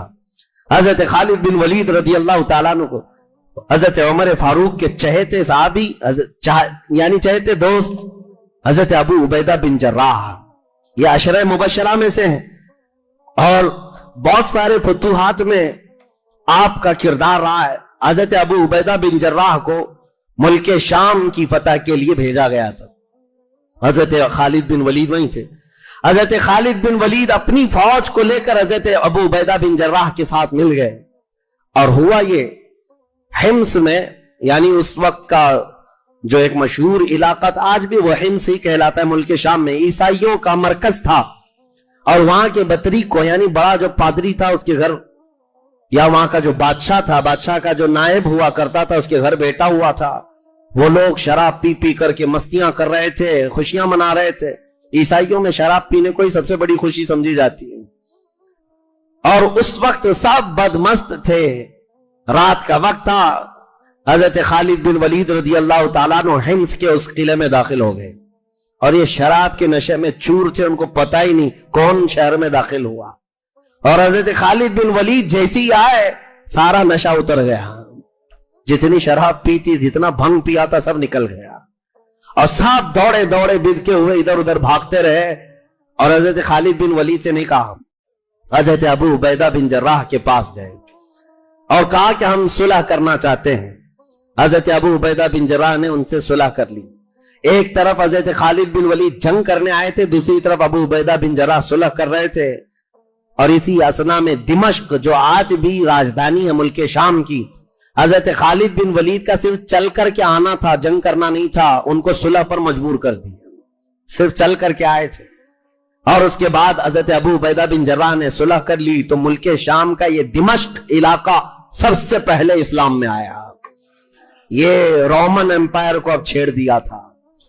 उस वक्त के सुपर पावर, दूसरी सुपर पावर ताकत रोमा को छेड़ दिया और दिमश्क को हासिल कर लिया।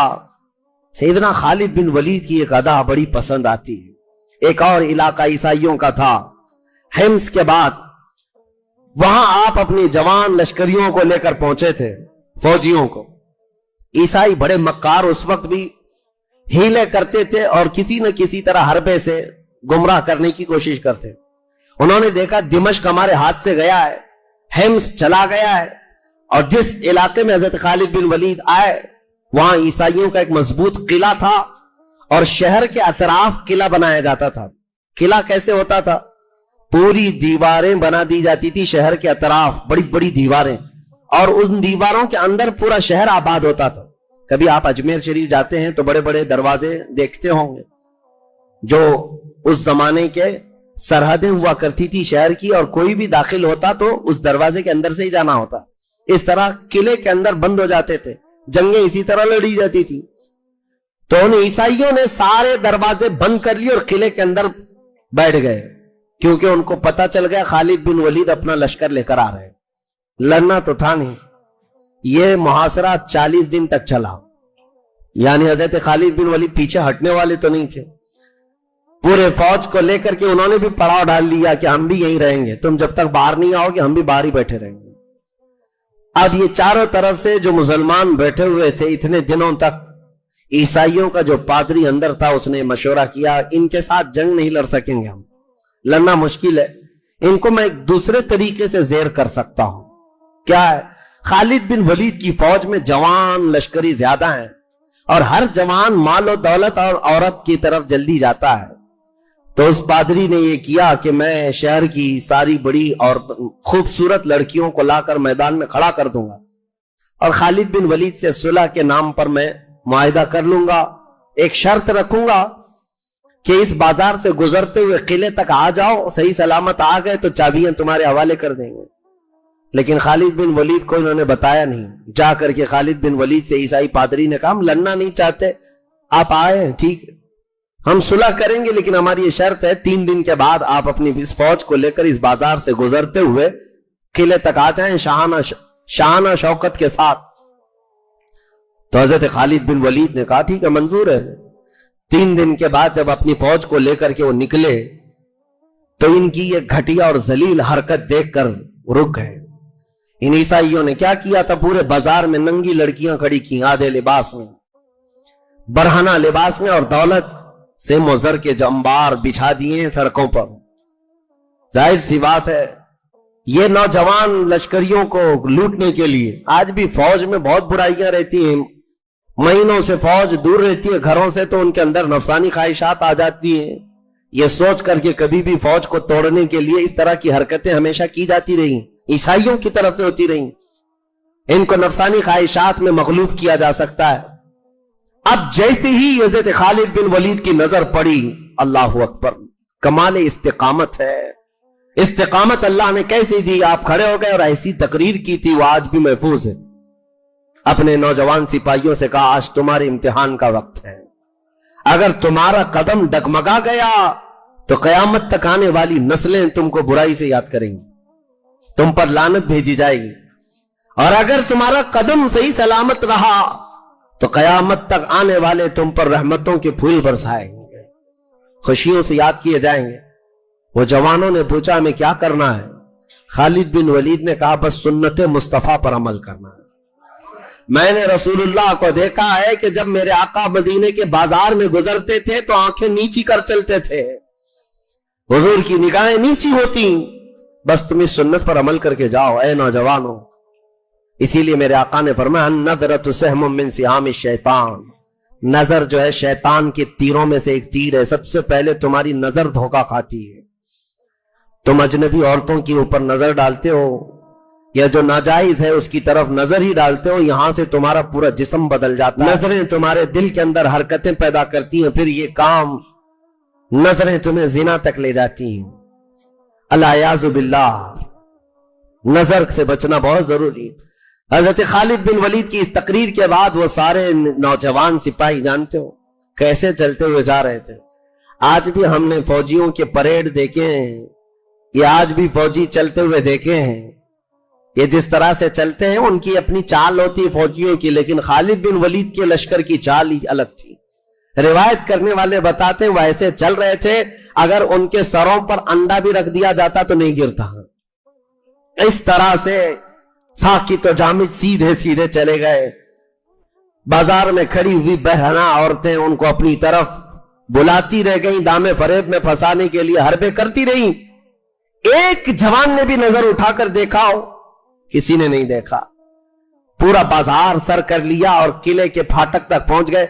इधर ये ईसाई बदमाश शराब पी रहे थे और सोच रहे थे ये बहक गए होंगे, भटक गए होंगे और इस फितने में वो मुब्तला हो गए होंगे और हमारी फौज इनका मुकाबला कर सकेगी जब ये अय्याश हो जाएंगे। लेकिन सबको सही सलामत किले के फाटक पर पहुंचे हुए देखा। ईसाई पादरी हक्का बक्का रह गया, चाबियां लाया और खालिद बिन वलीद के हाथ में दे दिया, कहा ले लो ये तुम्हारी है, आप इस किले के मालिक हैं, लेकिन आप किले का दरवाजा खोलने से पहले मुझे भी इस्लाम में दाखिल कर लो। खालिद बिन वलीद से उस ईसाई पादरी ने कहा, मुझे हैरत होती है तुमने जो जमात जमा की है ये इंसानों की है या फरिश्तों की है? इनके दिलों के अंदर ख्वाहिशात है या नहीं, इनके अंदर नफ्स है या नहीं? हजरत खालिद बिन वलीद ने कुछ नहीं कहा। तस्वुर में यही कहा होगा, आपने फरमाया हजरत खालिद बिन वलीद ने, ऐ नादान ईसाई, तू उन आंखों को खरीदने की कोशिश कर रहा है जो उसमें पहले से जमाले मुस्तफा बसाओ। हुजूर अकरम सल्लल्लाहु ताला अलैहि वसल्लम को जिन आंखों ने देखा हो उनके सामने भला दुनिया का हुस्न क्या माने रखता है? कौन नजरों पे चढ़े देख के तलवा तेरा। आला हजरत ने सच कहा है, या रसूल अल्लाह सल्लल्लाहु ताला अलैहि वसल्लम, तेरे कदमों में जो है गैर का मुंह क्या देखे? हुजूर के कदमों में जो है वो गैर का मुंह क्या देखे? कौन नजरों में जचे देख के तलवा तेरा। या रसूल अल्लाह, तलवे का हाल यह है कि आपका तलवा देख लूं तो किसी का चेहरा अच्छा ना लगे। वो नबी करीम सल्लल्लाहु ताला अलैहि वसल्लम के हुस्न और जमाल के शहदाई सहाबा को कोई खरीद न सका। सैयदना खालिद बिन वलीद ने यह किला भी फतह कर लिया, फुतुहात बढ़ती गई। मैं कह रहा हूं उस वक्त की दो सुपर पावर ताकतों को टक्कर देने वाले खालिद बिन वलीद फिर ईरान में भी दाखिल हो गए। ईरान की बची कची सल्तनतों को उखेड़ कर फेंक दिया, ईरान में परचम इस्लाम लहराने लगा। फिर हजरत खालिद बिन वलीद रदी अल्लाह ताला